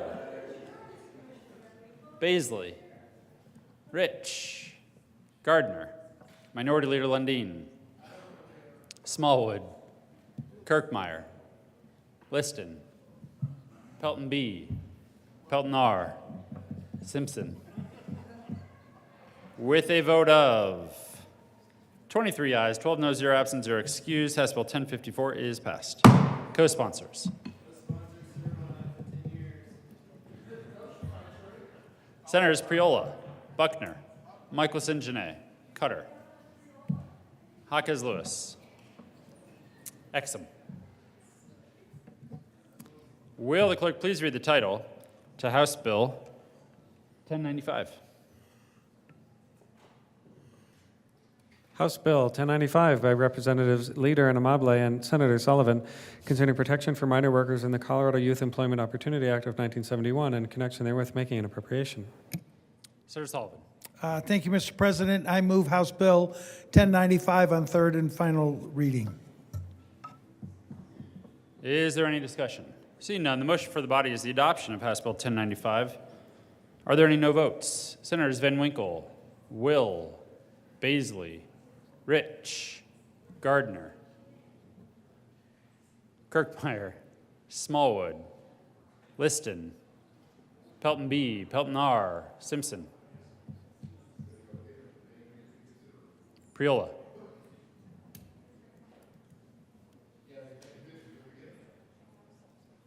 Got you. With a vote of 23 ayes, 12 no, 0 absent, 0 excused, House Bill 1095 is passed. Co-sponsors, Senators Henriksen, Danielson, Exum, Gonzalez, Kolker, Roberts, Winter, Marchman,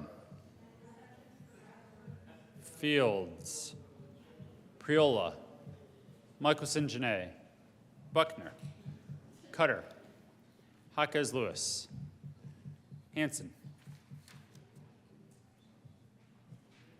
Will the clerk please read the title to House Bill 1108? What's your name again? Please add Senator Malika as a co-sponsor on 1095.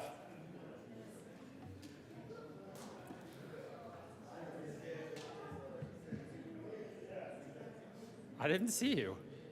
You don't have to take it so personally.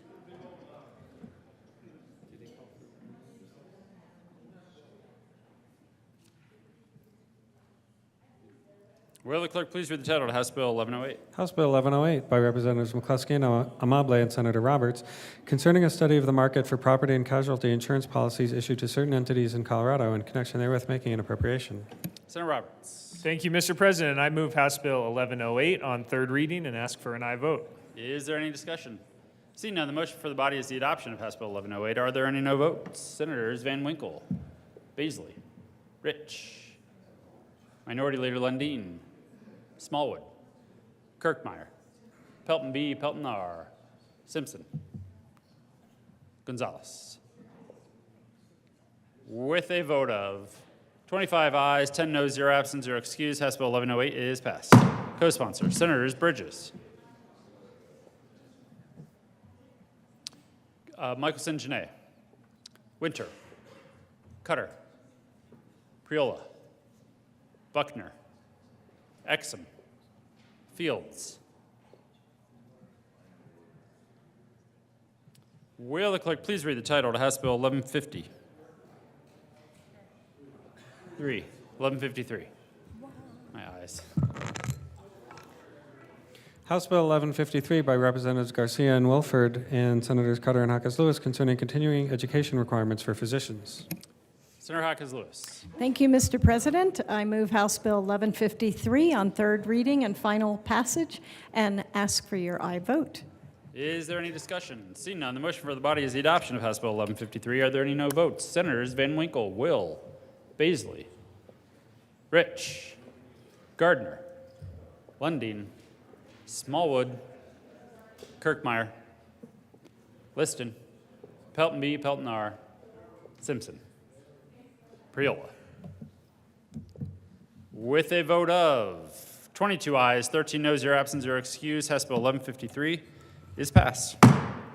Co-sponsors, Senators Marchman, Fields, Hansen, Buckner, Priola,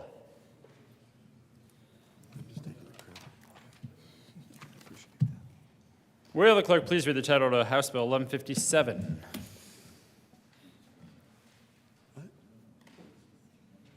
House Bill 1157 by Representatives Lindstedt and Vihil and Senators Bridges and Colker concerning support for Colorado employee-owned businesses and in connection therewith support for businesses transitioning to and in the early stages of employee ownership and making an appropriation.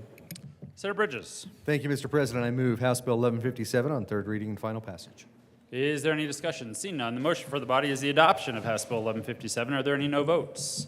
Senators Van Winkle, Baisley, Rich, Will, Minority Leader Lundin, Smallwood, Kirkmeyer, Liston, Pelton B, Pelton R.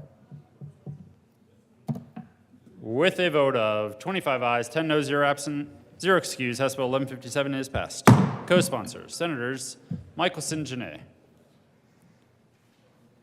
Priola, Buckner, Hawkins Lewis, Marchman, Winter, Exum, Hansen, Simpson, Cutter, Fields.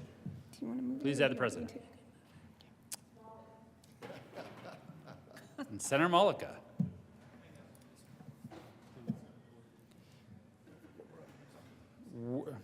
Will the clerk please read the title to House Bill 1164?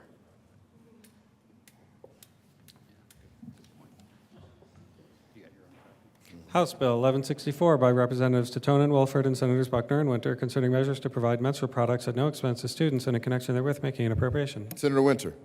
Thank you, Mr. President. I move on third reading and final passage, House Bill 1164. Any further discussion? Seeing none, the motion is the passage of House Bill 1164. Are there any no votes?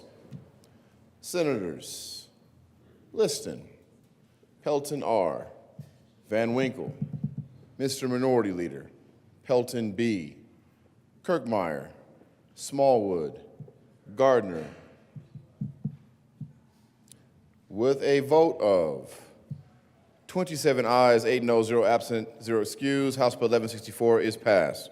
Co-sponsors, Senators Hawkins Lewis, Sullivan, Bridges, Gonzalez, Colker, Danielson, Marchman, Cutter, Michelson Janae, Priola, Exum, Henriksen, Fields, Roberts, Hansen. Please add the president. Would the clerk please read the title of House Bill 1268?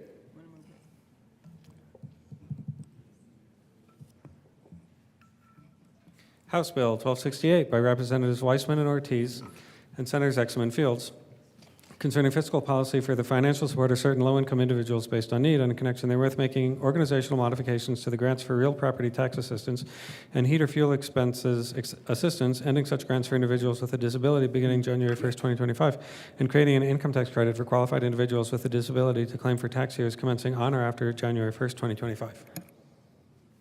Senator Exum. Thank you, Mr. President. We move House Bill 1268 on third reading and final passage and ask for your aye vote. Any discussion? Seeing none, the motion is the passage of House Bill 1268. Are there any no votes? Senators Rich, Baisley, Van Winkle, Simpson, Pelton R., Pelton B., Liston, Gardner, Kirkmeyer, Smallwood.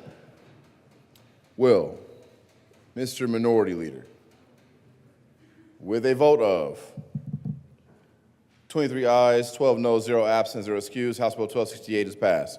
Co-sponsors, Senators Gonzalez, Janal, Sullivan, Jaquez Lewis, Michelson Janae, Buckner, Cutter, Priola, Winter, Finberg, Danielson, Colker, Mullica, Roberts. Please add the president. And Senator Bridges. Will the clerk please read the title to House Bill 1295?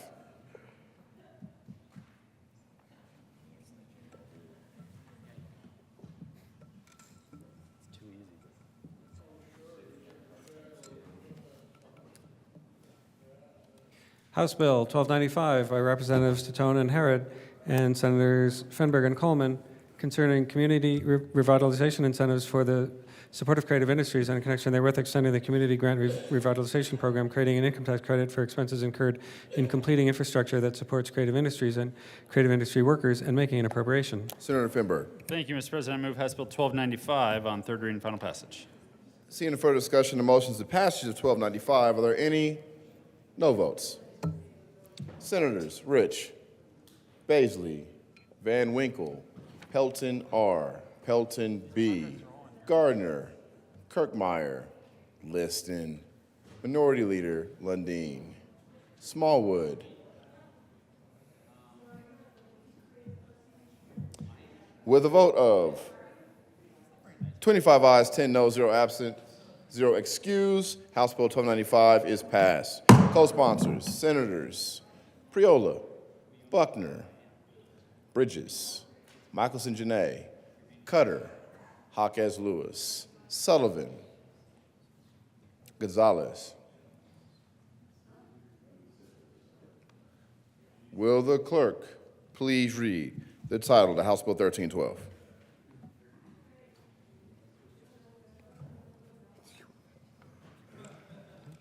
House Bill 1312 by Representatives Sirota and Garcia and Senators Rodriguez and Bridges, concerning a state income tax credit for individuals in the care workforce, and in connection therewith making an appropriation. Majority Leader Rodriguez. Thank you, Mr. President. I move for the passage of House Bill 1312 on third reading and final passage. Seeing no further discussion, the motion is the passage of House Bill 1312. Are there any no votes? Senators Rich, Baisley, Will, Van Winkle, Mr. Minority Leader, Pelton B., Pelton R., Pelton B. again, Liston, Gardner, Simpson, Kirkmeyer, Smallwood. Y'all are shining brightly in here.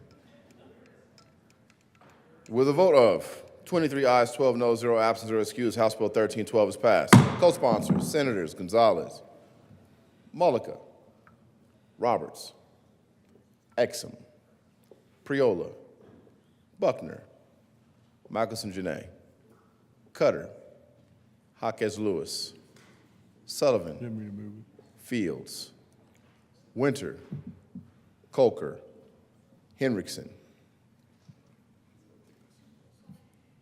Please add the president.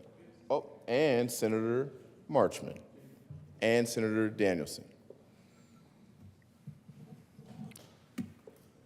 Will the clerk please read a title to House Bill 1314?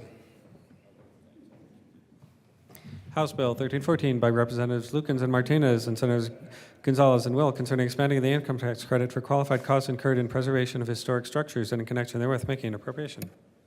Senator Will. Thank you, Mr. President. I move House Bill 1314 on third reading and final passage. Ask for an aye vote. Any further discussion? Seeing none, the motion is the passage of House Bill 1314. Are there any no votes? Senators Rich, Baisley.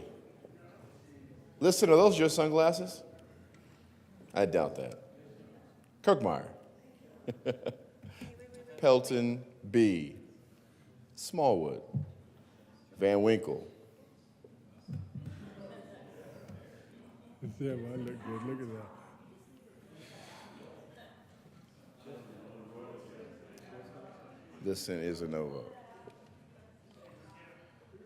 With a vote of 28 ayes, 7 noes, 0 absent, 0 excused, House Bill 1314 is passed. Co-sponsors. Senators Cutter, Priola, Hanson, Buckner, Fields. Will the clerk please read the title to House Bill 1315?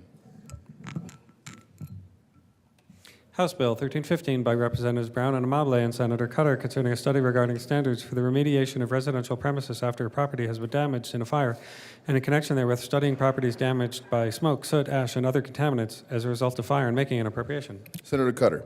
Thank you, Mr. President. I move House Bill 1315 on third reading and final passage. Seeing no further discussion, the motion is the passage of House Bill 1315. Are there any no votes? Senators Rich, Baisley, Will, Van Winkle, Simpson, Pelton R., Pelton B., Liston, Gardner, Kirkmeyer, Mr. Minority Leader, Smallwood, Gonzalez. With a vote of 22 ayes, 13 noes, 0 absent, 0 excused, House Bill 1315 is passed. Co-sponsors, Senators Michelson Janae, Jaquez Lewis, Priola, Buckner, Exum.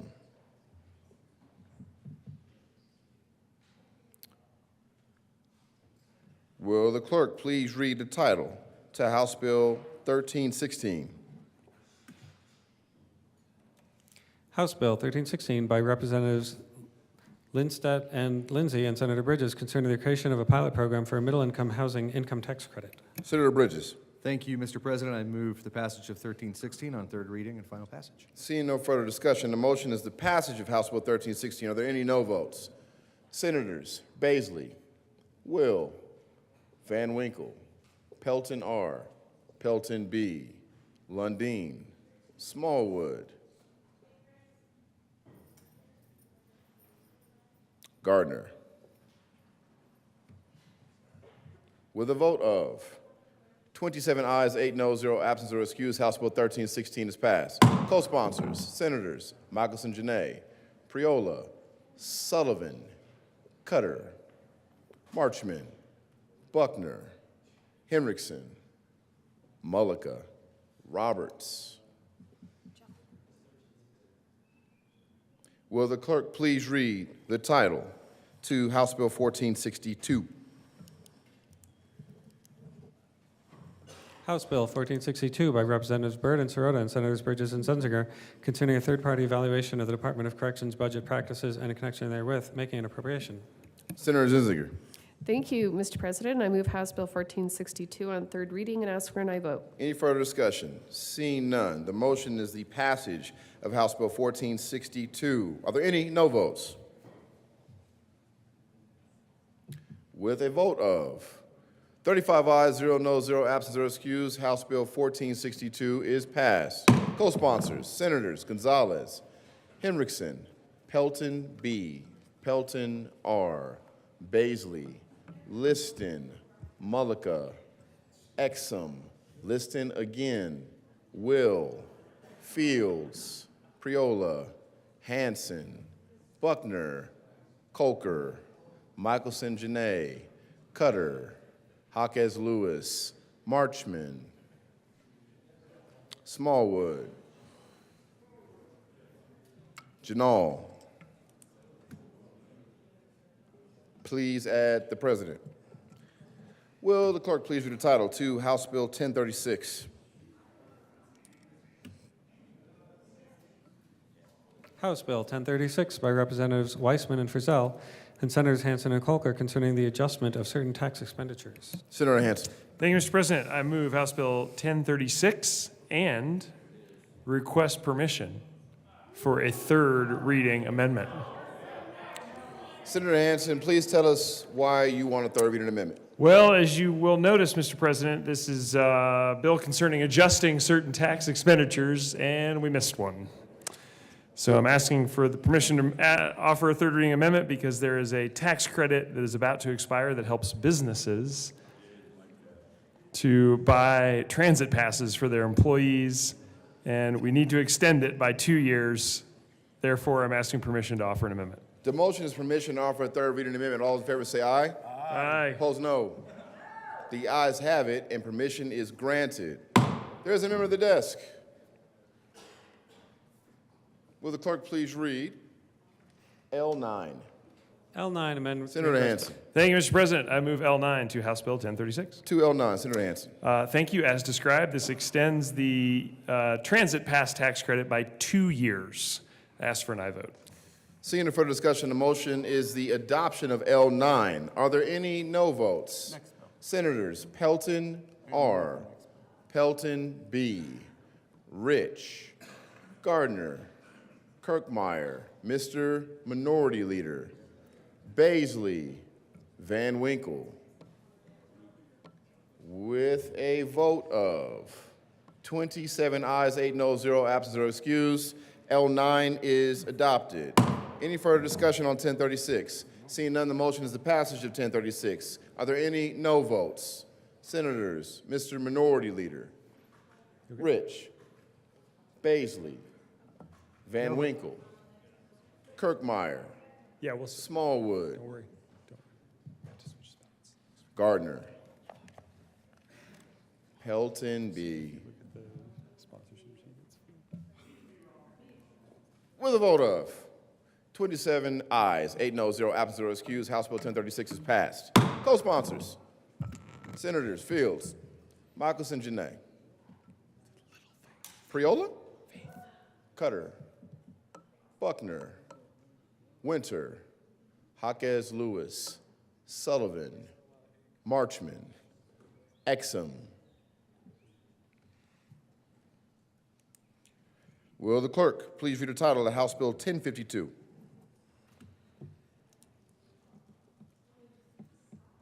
House Bill 1052 by Representatives Weissman and Marshall and Senators Colker and Hanson concerning the reinstatement of an income tax credit to help income-qualified seniors afford housing and in connection therewith making an appropriation. Senator Colker.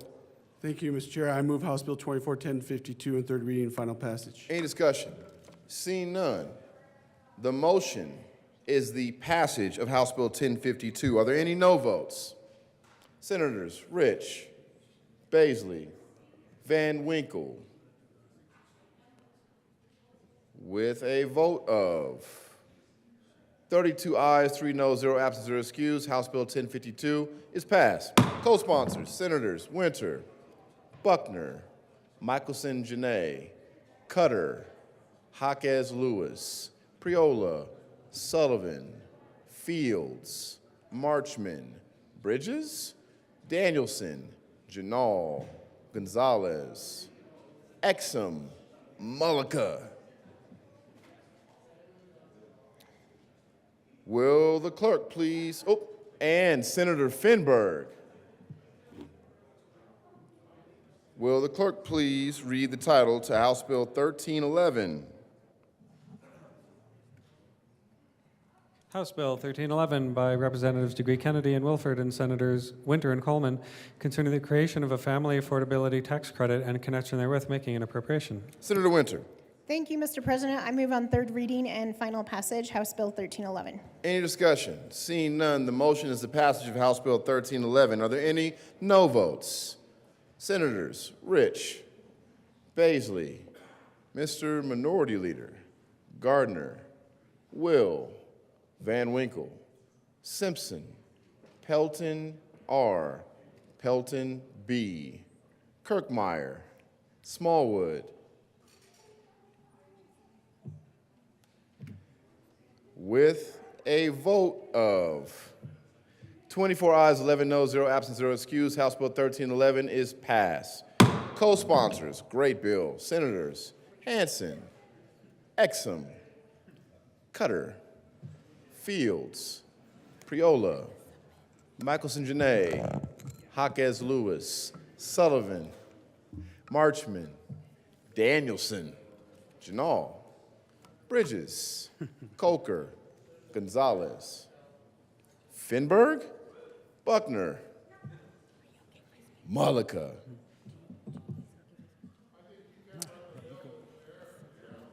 That's correct. Got to lay it over. Will the clerk please read the title of House Bill 1030?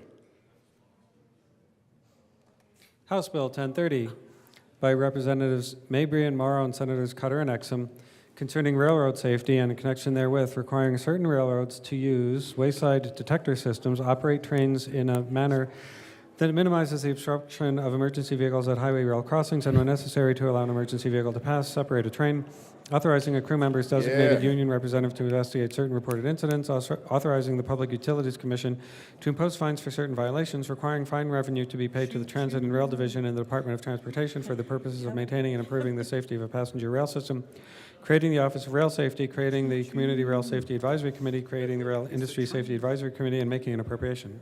Woo! Senator Cutter. Thank you, Mr. President. I move House Bill 241030 on third reading and final passage and request permission for a third reading amendment. Please explain the need. Please explain the need for a third reading amendment, Senator Cutter. That's good. Be nice. Senator Cutter, please explain. Thank you, thank you.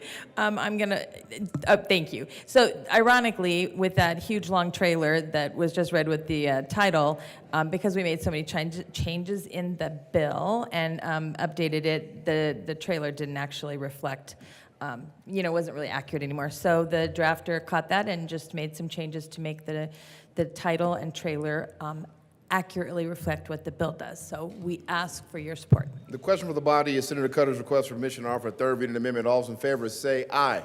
Aye. Opposed, no. No. The ayes have it. Permission is granted. There's an amendment at the desk. Will the clerk please read L51? L51, amend revised bill, page 1, lines 102 and 103, strike use wayside detector Senator system. Exum. Thank you, Mr. President. I move L51. To L51, Senator Exum.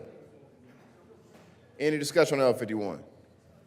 Any further discussion? Seeing none, the motion is the passage or the adoption of L51. Are there any no votes? Senators Pelton R. Just to vote no, just to at least have one. Reflect what's in the bill.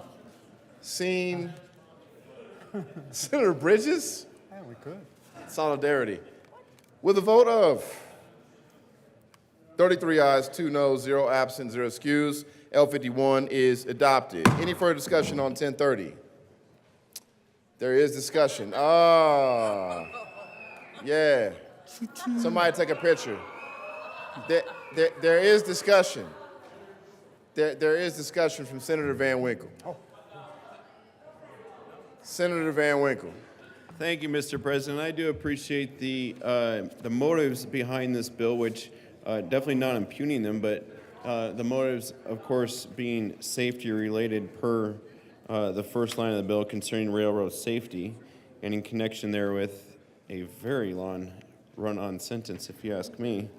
But anyway, we tried to amend not necessarily the bill, but there were several portions of the legislative declaration which are just completely unnecessary and extremely disrespectful to the hardworking men and women of the Colorado railroad industry and the railroad community, the railroad companies of Colorado. If you read the legislative declaration, it's just got if you ask me, some cheap shots, some totally unnecessary like jabs at the industry. Like, I mean, I could read them, but I don't think it's like should be said aloud at the mic.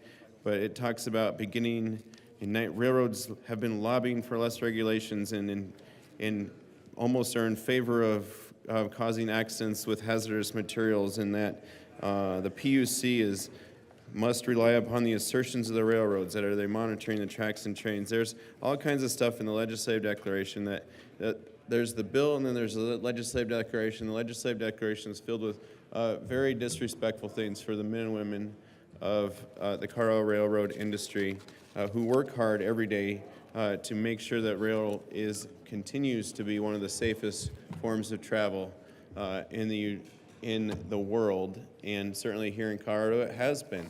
And therefore, I ask for a no vote because none of those amendments were given serious consideration at all. And thank you, Mr. President. Senator Exum will be fined $1 for wearing a cap in the chamber, and because that brother is so smooth, Senator Finberg will be paying that fine. Senator Exum. Senator Exum. Thank you, Mr. President. You know, this bill we worked on a very long time, a lot of stakeholders, including the railroads. This was no slight for the railroad companies. We just want to have more safety for our rail companies. And unfortunately, we had 8 incidents after this bill was introduced. So there's always room for improvement. And there was no slight on the railroad companies. We just want to have more safety. And with that, I renew my motion for third reading passage for House Bill 1030. Thank you, Mr. President. Seeing no further discussion, the motion is the passage of House Bill 1030. Are there any no votes?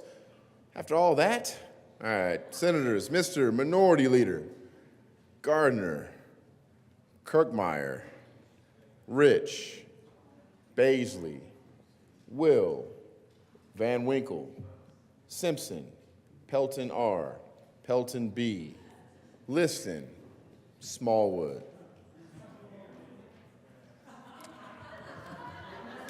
Yeah, I'll mess his hair up. With a vote of 23 ayes, 12 noes, 0 absent, 0 excused, House Bill 1030 is passed. Co-sponsors, Senator Bridges, Michelson Janae, Fields, Priola, Buckner, Winter, Finberg, Jaquez Lewis, Sullivan, Marchman, Danielson, Colker, Gonzalez.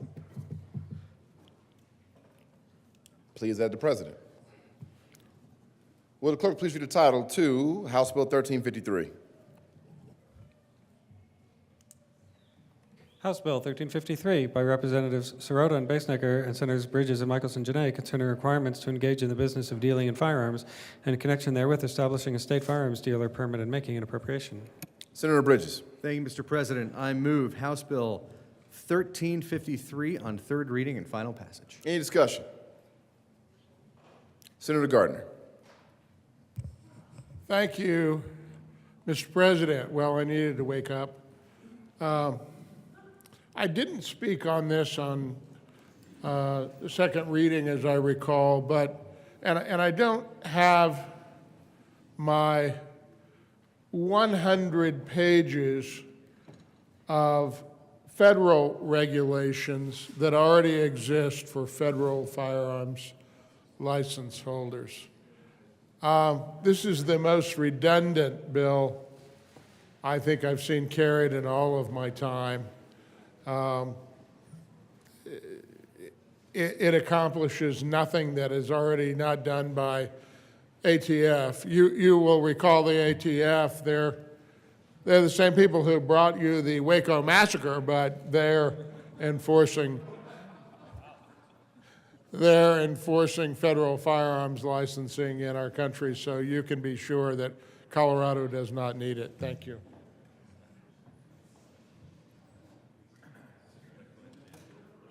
Senator Van Winkle.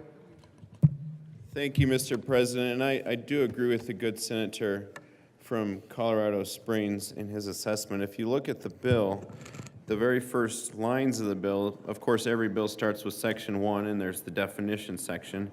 And the very first words of new words that will be added to statute is the term dealer, which is being defined for the very first time.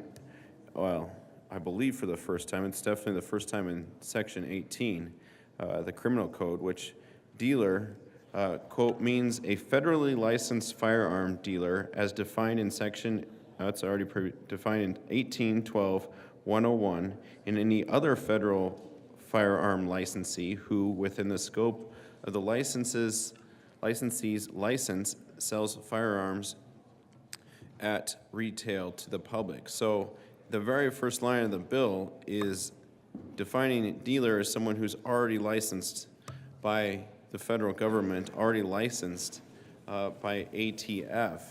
And that actually has undergone changes for the first time in probably decades with the passage of it's called the Bipartisan Safer Communities Act, which is a federal law that implements new gun control laws. I know Marco Rubio, a couple other federal senators and congressmen were a part of it. It just passed, actually just recently. I think it just took effect, in fact, on May 1st of this year. And what it did is it expands and, it expands the definition of a federal firearm license. So what we're doing in our Colorado bill here is defining dealer as someone who's federally licensed by the ATF. Again, extremely duplicative, that we're creating a license that reflects an already existing license. Makes me wonder what the purpose is. But then on the federal side, as of just a few days ago, they've expanded the definition to also require that routine gun sellers register as an FFL. And the bill also, on the federal level, put billions towards expanding background checks and increasing FBI resources in order to do checks and things like that. It also put billions, well, it was billions as a whole, put millions towards the FBI, put billions towards expanded background checks, put hundreds of millions also into ATF so they could increase those spot checks. And it was something we heard during committee when the proponents of the bill came forward. They said these gun stores are being only spot checked, or only surprise checked for their paperwork and things once every 10 years. And that's just not true, because the opponents would come up and say, well, I've been checked multiple times in the last 2 years. I've been checked multiple times in the last 3 years. The ATF is on top of it. They are doing these things. And as we see in this federal bill, their resources are actually expanded by millions of dollars. But one thing that was not fully addressed, but is a critical issue that I'd like to elaborate on here on third reading, if I could, is something that seems particularly urgent when it comes to the Federal Bipartisan Safer Communities Act in the ATF rules that followed from it, because it seems to conflict with our state laws here. The federal changes, the Biden administration through the Justice Department, ATF, they brought in the definition not only of a dealer or a federal firearms licensee, or who needs to be licensed, but they also expanded upon the definition of engaged in business to include a wider range of activities that had not previously been included, actually when this bill was drafted.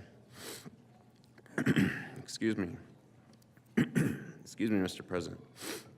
The term now applies to any repeated firearm sales intended predominantly for profit rather than primarily for livelihood. So before, to be considered a dealer on the federal level with the ATF, you needed to be engaged primarily,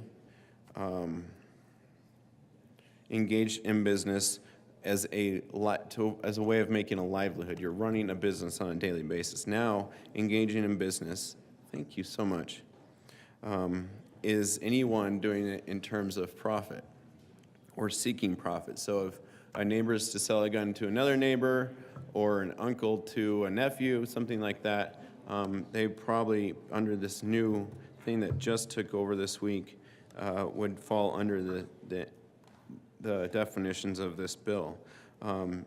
Now comes the state bill. Alarmingly, the new rules suggest that even non-transactional activities such as listing a firearm for sale could classify our residents as unlicensed dealers. And it's the broad and vague interpretation that could ensnarl average citizens in a regulatory net designed really for commercial dealers.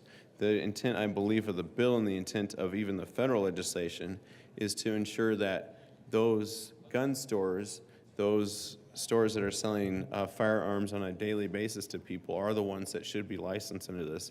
But under this federal law combined with the state law, it could have a sweeping impact on everyday regular citizens that aren't selling their firearms regularly at all, but merely selling them for a profit or for in exchange for money. Now, for private sellers in Colorado, there's also some sort of particular conflict here between state and federal law. Colorado law mandates that background checks for private firearm sales conducted through FFLs. Of course, background checks are done on every sale of purchase in the state of Colorado. Yet the new federal rule, these complaints, these sellers could be deemed unlicensed dealers, creating a legal paradox where Coloradans acting legally under state law could face federal penalties. Many legal professionals now advise clients considering the sale of a firearm to secure an FFL first, just to make sure that they are safe and covered under both state and federal law. Now, there could be also other legal consequences. There could be definitely a restraint on resources. A new federal definition is expected to cause a surge in FFL applications. It's not considered in the fiscal note here, potentially increasing fourfold is by one estimation, straining the Colorado Department of Revenue beyond its current capacity, and certainly what's estimated in these fiscal notes, because a fiscal note doesn't account for an increase under that expanded definition of a dealer or under the expanded definition of engaging in business, the firearm business. Furthermore, the fiscal impacts of the expected federally, well, I think I just went through that essentially, that I do believe the fiscal note is grossly underestimating exactly the costs of the bill, assuming that more people will become licensed under the new federal rules. Now, to the bill itself, not in relation necessarily to the federal government, but just simply here in the state of Colorado, keep in mind that the people we're really trying to get after here are bad actors, are criminals, are people using firearms in unlawful purposes or for violence or in crimes. And this bill does absolutely nothing whatsoever, not even in a small way, to address that issue. This bill is aimed and targeted merely at law-abiding citizens, at people that are upstanding citizens, at people that are trying to run their business and help customers express their Second Amendment rights. Now, in Colorado, before a person were to buy a firearm, keep in mind everyone must undergo a CBI background check. They must undergo an FBI background check. And remember that FBI background check was just expanded with hundreds of millions of new dollars to actually, so that with the FBI, how we do our Colorado Bureau of Investigation background checks and then it checks with the FBI is actually doing the exact same thing for all 50 states now, so that they're checking not actually only with the CBI, but they're checking with local, all levels of government and all police departments. So when that background check is run, it's not like it's a wide net that has lots of holes in it. It's actually a very thorough net that the federal government has just invested hundreds of millions of dollars to upgrade. At the same time, the Colorado Bureau of Investigation background check. Senator Van Winkle, would you like to go into your second 10 minutes? Yes, thank you, Mr. President. You got it. Now, I believe, so who we're trying to make sure guns aren't falling into the hands of criminals. And we're trying to make sure that firearms, and this is something we all agree upon, if someone is battling depression, is battling alcoholism, is battling a drug problem, something like that, that's who we're trying to get. And these are the good men and women we have working right now in our gun stores that are checking for these things, that are trained in these things, that are checking on them. And even after that, even after all that training, even after they've said, yes, this is a normal everyday Joe American purchasing probably their fourth or fifth firearm to add to their collection, or because they're hunting this and they used to hunt that, something like that, or they've just moved into a more dangerous area and they need this for fit in a purse or whatever.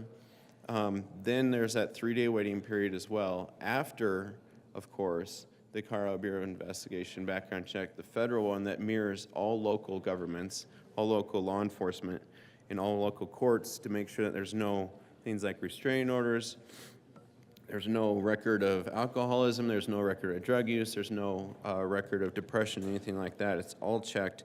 And then there's a 3-day waiting period, and then the person can finally show up, pay their exuberant taxes, and finally, at the end of the day, receive their firearms. So what we're doing here by adding a state-level licensure on top of it, in terms of the public safety, in terms of keeping hands out of the hands of criminals, I fail to see any connection whatsoever between the public safety and what we're doing here.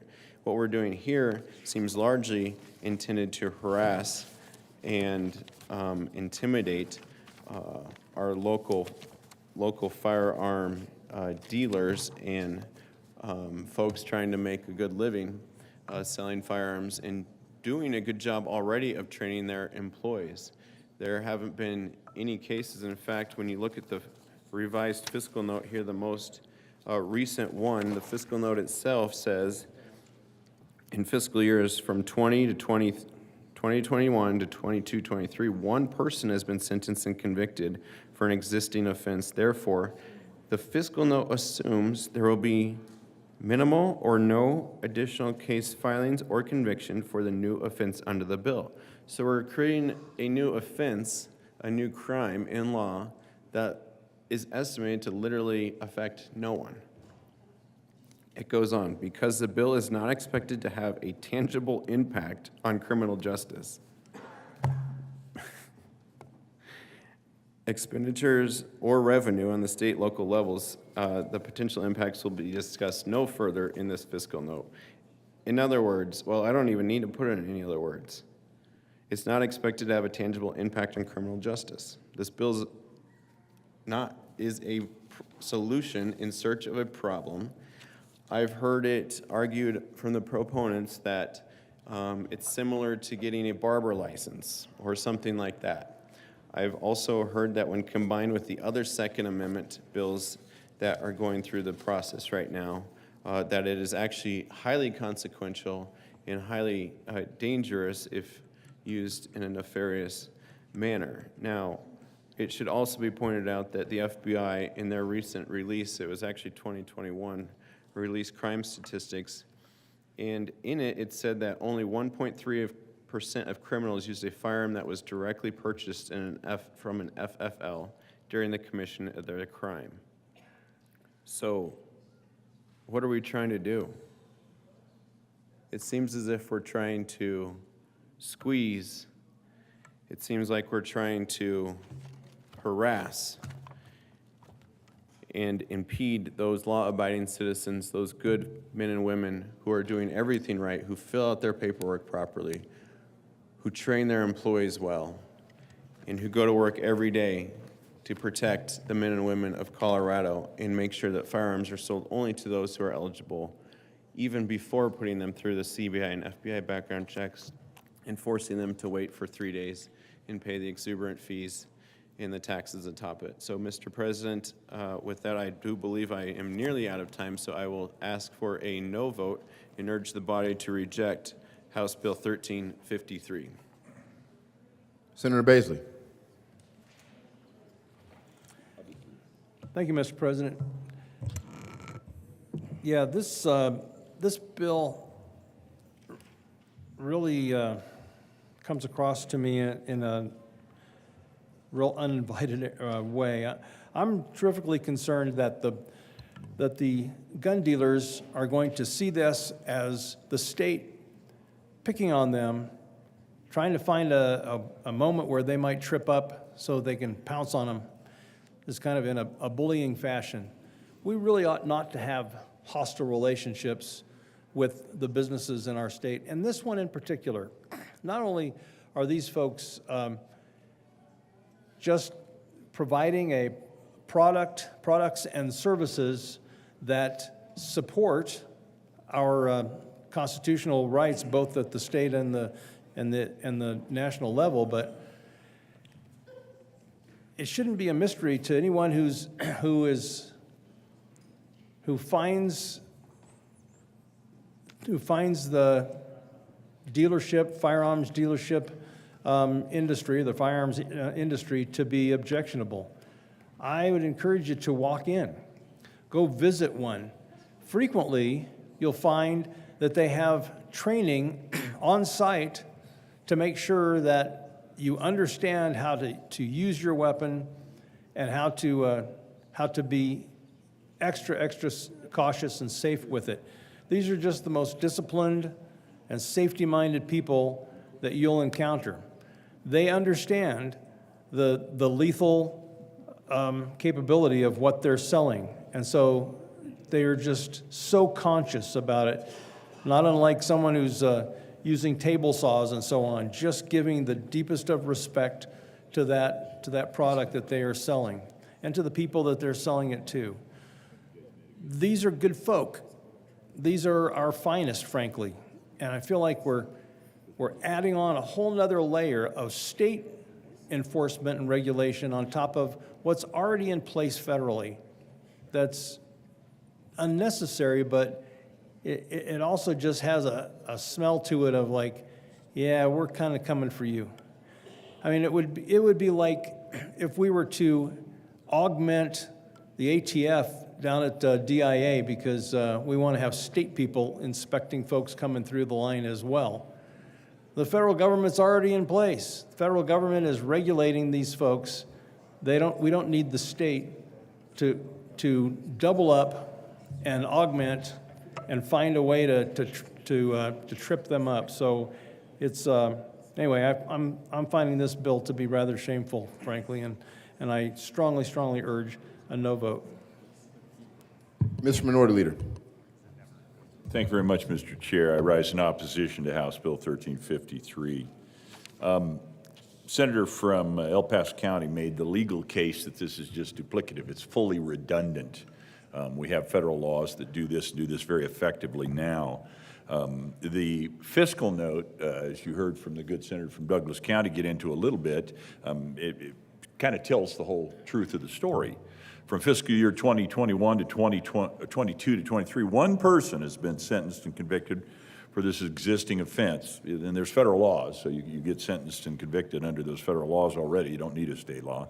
Therefore, the fiscal note assumes that there will be minimal or no additional case filings or convictions for the new offense under the bill, because the bill is not expected to have a tangible impact on criminal justice-related expenditures.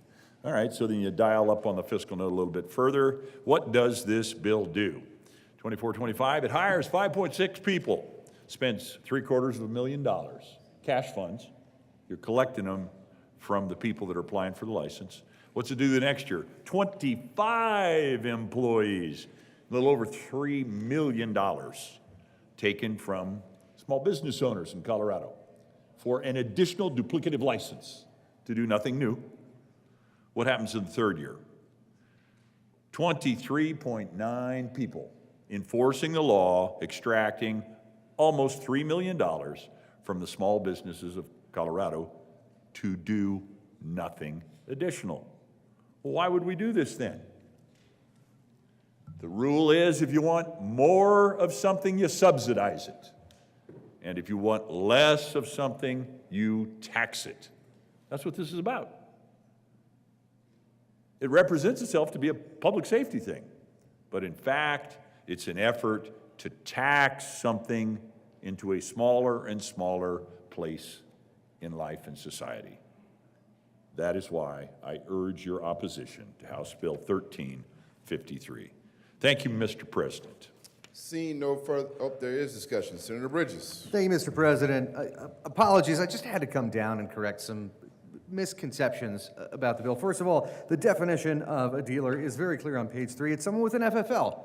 That's not something we come up with. That is just that they have an FFL and they sell at retail. That's not an invented state. That is pretty clearly outlined and indeed, as was mentioned, is a federal license already. In the idea that the only reason we'd be doing this is oversight. Yes, yeah, there is oversight contained in this bill, of course. But to me, the more important, the more critical part of this bill is the training. Because the folks in these stores are the front lines in preventing straw sales, in making sure that we are not selling firearms to folks who intend to use it for self-harm, for people that are using it, that are attempting to purchase a gun illegally. These folks are the front lines, and we want to make sure they have the training that they need to do that job well. Now, most, I would say the best, of these dealers already do just about everything in this bill. They already do it. We want to make sure that the standard that those folks have set is the standard that everyone in the state lives up to. That's what this bill is about. It's not about just catching that 5% of gun dealers that result in 90% of the guns used in crimes, and that's the step, by the way. It's just 5% of dealers responsible for 90% of the guns that are used illegally in crimes. We're talking about making sure that they are all at that same high level, all of them. Most of them won't have to change a thing, except they have to buy the license. They get inspected, their people are trained, their people know what they're doing. This bill is about making sure that firearms stay out of the hands of people who shouldn't have them. I ask for an aye vote. Seeing no further discussion, the motion is the passage of House Bill 1353. Are there any no votes? Senators, Mr. Minority Leader, Smallwood, Pelton B., Gardner, Rich, Baisley, Will, Van Winkle, Simpson, Pelton R., Roberts, Kirkmeyer, Liston, Priola. With a vote of 21 ayes, 14 noes, 0 absent, 0 excused, House Bill 1353 is passed. Co-sponsors, Senators Finberg, Jaquez Lewis, Cutter, Fields, Sullivan, Marchman, Danielson, Gonzalez, Zenzinger. Please add the President. Will the clerk please read the title of House Bill 1307?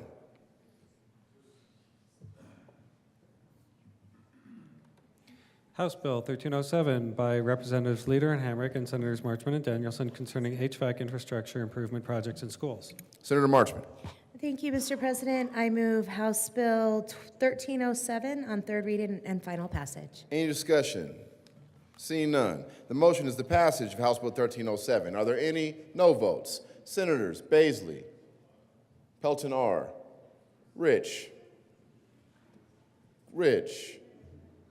Gardner, Mr. Minority Leader, Smallwood, Kirkmeyer, Liston, Pelton B., Simpson, Will, Van Winkle, Roberts.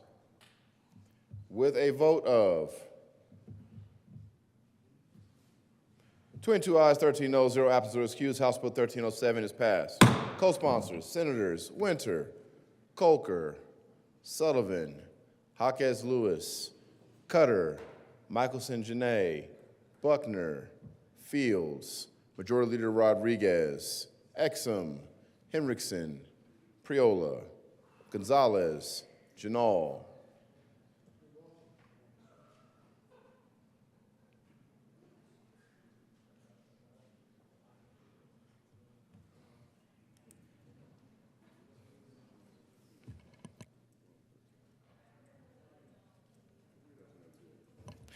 Will the clerk please read the title of House Bill 1302?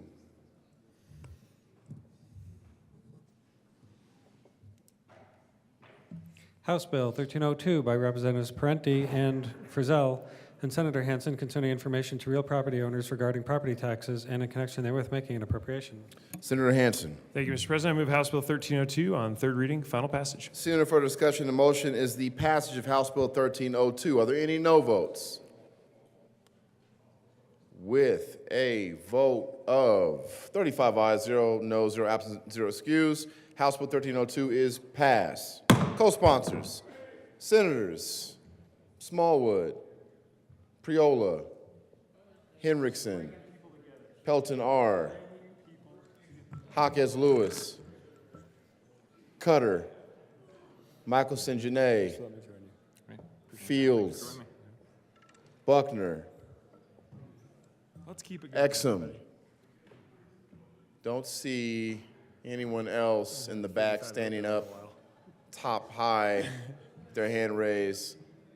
Liston. All right, Pelton B. Will the clerk please read the title, the House Bill 1134?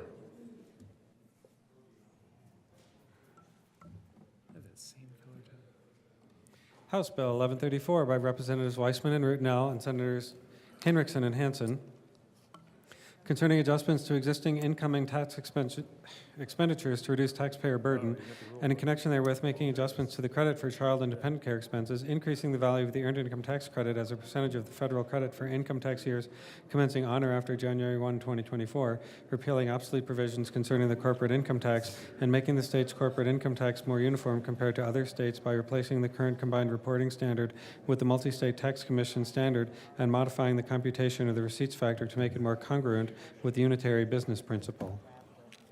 Senator Henriksen.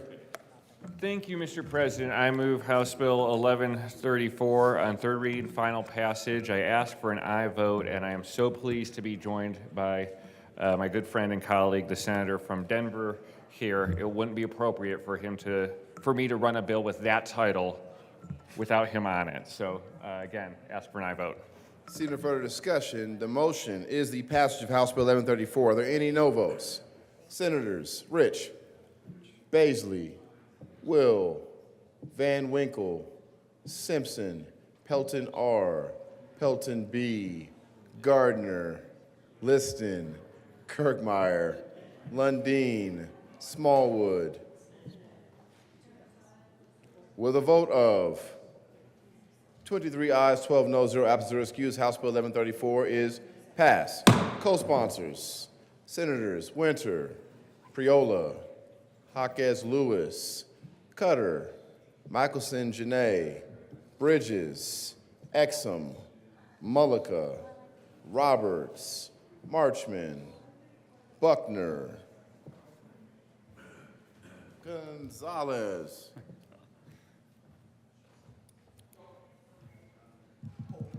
Colker.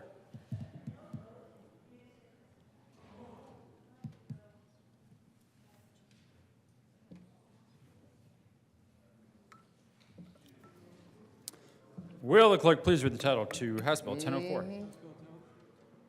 House Bill 1004 by Representatives Bacon and Byrd and Senator Coleman concerning the ability of ex-offenders to receive authorization to practice in state-regulated occupations and in connection therewith making an appropriation. Senator Coleman. Thank you, Mr. President. Move House Bill 1004 on third reading and final passage. Is there any discussion? Seeing none, the motion for the body is the adoption of House Bill 1004. Are there any no votes? With a vote of 35 ayes, 0 noes, 0 absent, 0 excused, House Bill 1004 is passed. Co-sponsors, Senators Michelson Janae, Baisley, Exum, Mullica, Hansen, Roberts, Gonzalez, Kirkmeyer,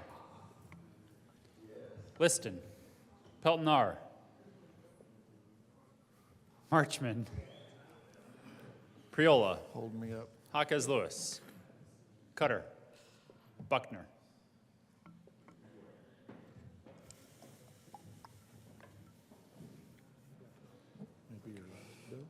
Will the clerk please read the title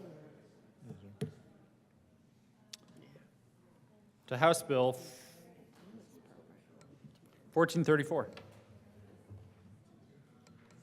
House Bill 1434 by Representatives Byrd and Weinberg and Senators Zenzinger and Simpson concerning an expansion to the affordable housing tax credit. Senator Simpson. Thank you, Mr. President. I move House Bill 1434 on third reading and final passage and ask for an aye vote. Is there any discussion? Senator Gonzalez.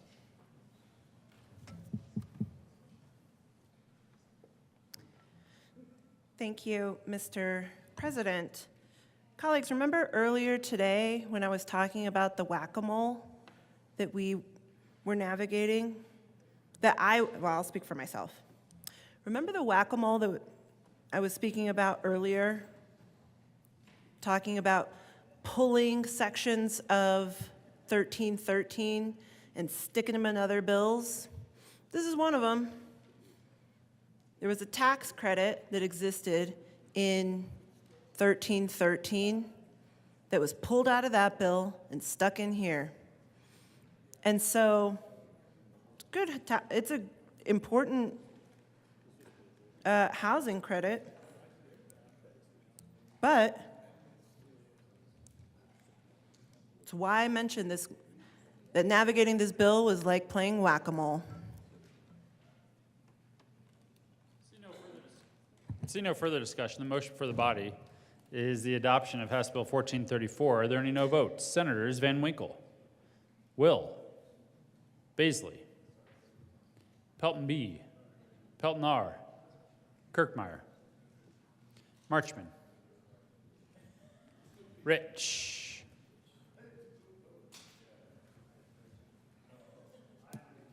with a vote of 27 ayes, 8 noes, 0 absent, 0 excused, House Bill 1434 is passed.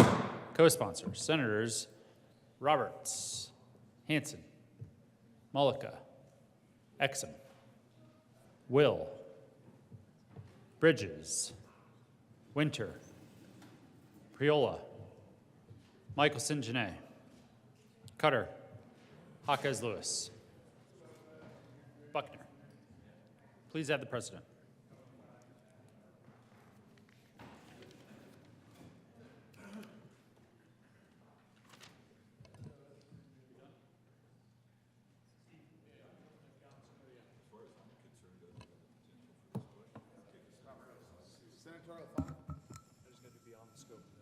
Oh.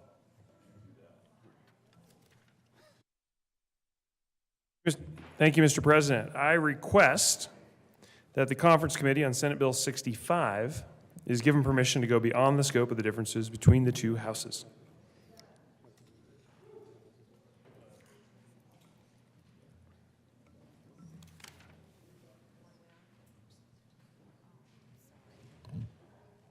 Is that in order? Yeah. Okay. Does he need the script? Yes.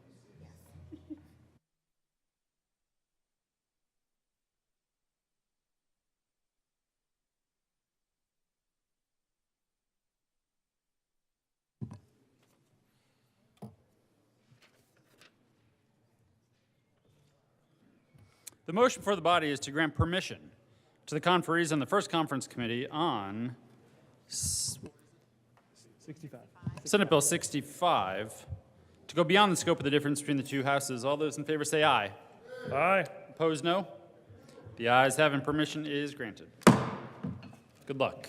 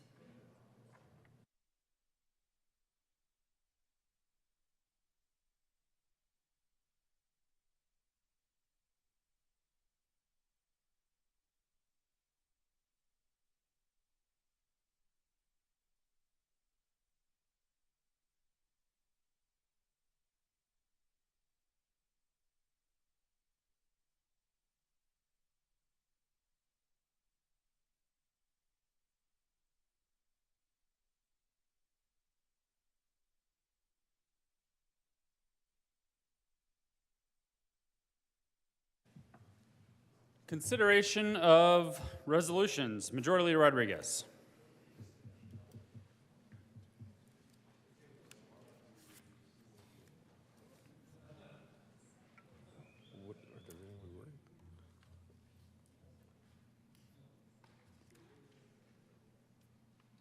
Majority Leader Rodriguez.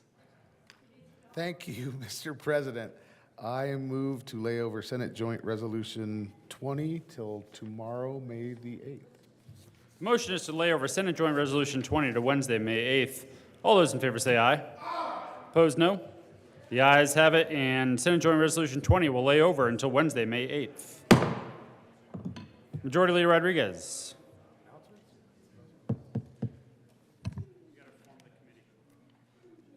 Who is it?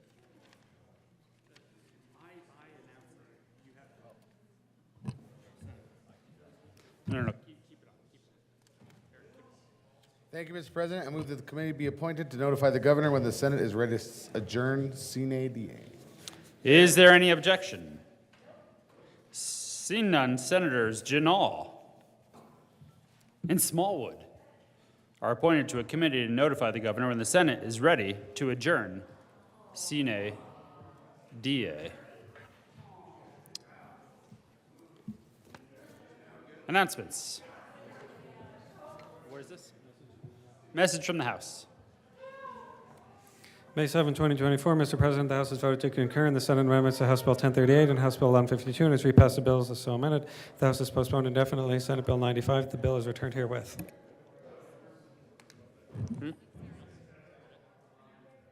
Announcements. Announcements. Thank you, Mr. President. I move that the Senate adjourn and since appropriations won't be meeting, the Senate will adjourn until 8 a.m. No, 9 a.m. May 8th, 2024. Can you just kidding? You gotta speak into the microphone. Rodriguez, make that motion again. No one can hear you. This one is 8 a.m. I'm just kidding. I move that the Senate adjourn until 9 a.m. Wednesday, May 8th, 2024. You have heard the motion. All those in favor say aye. Opposed, no. The ayes have it, and the Senate will adjourn until tomorrow, May 9th. I said May 8th at 9 a.m. Sine die.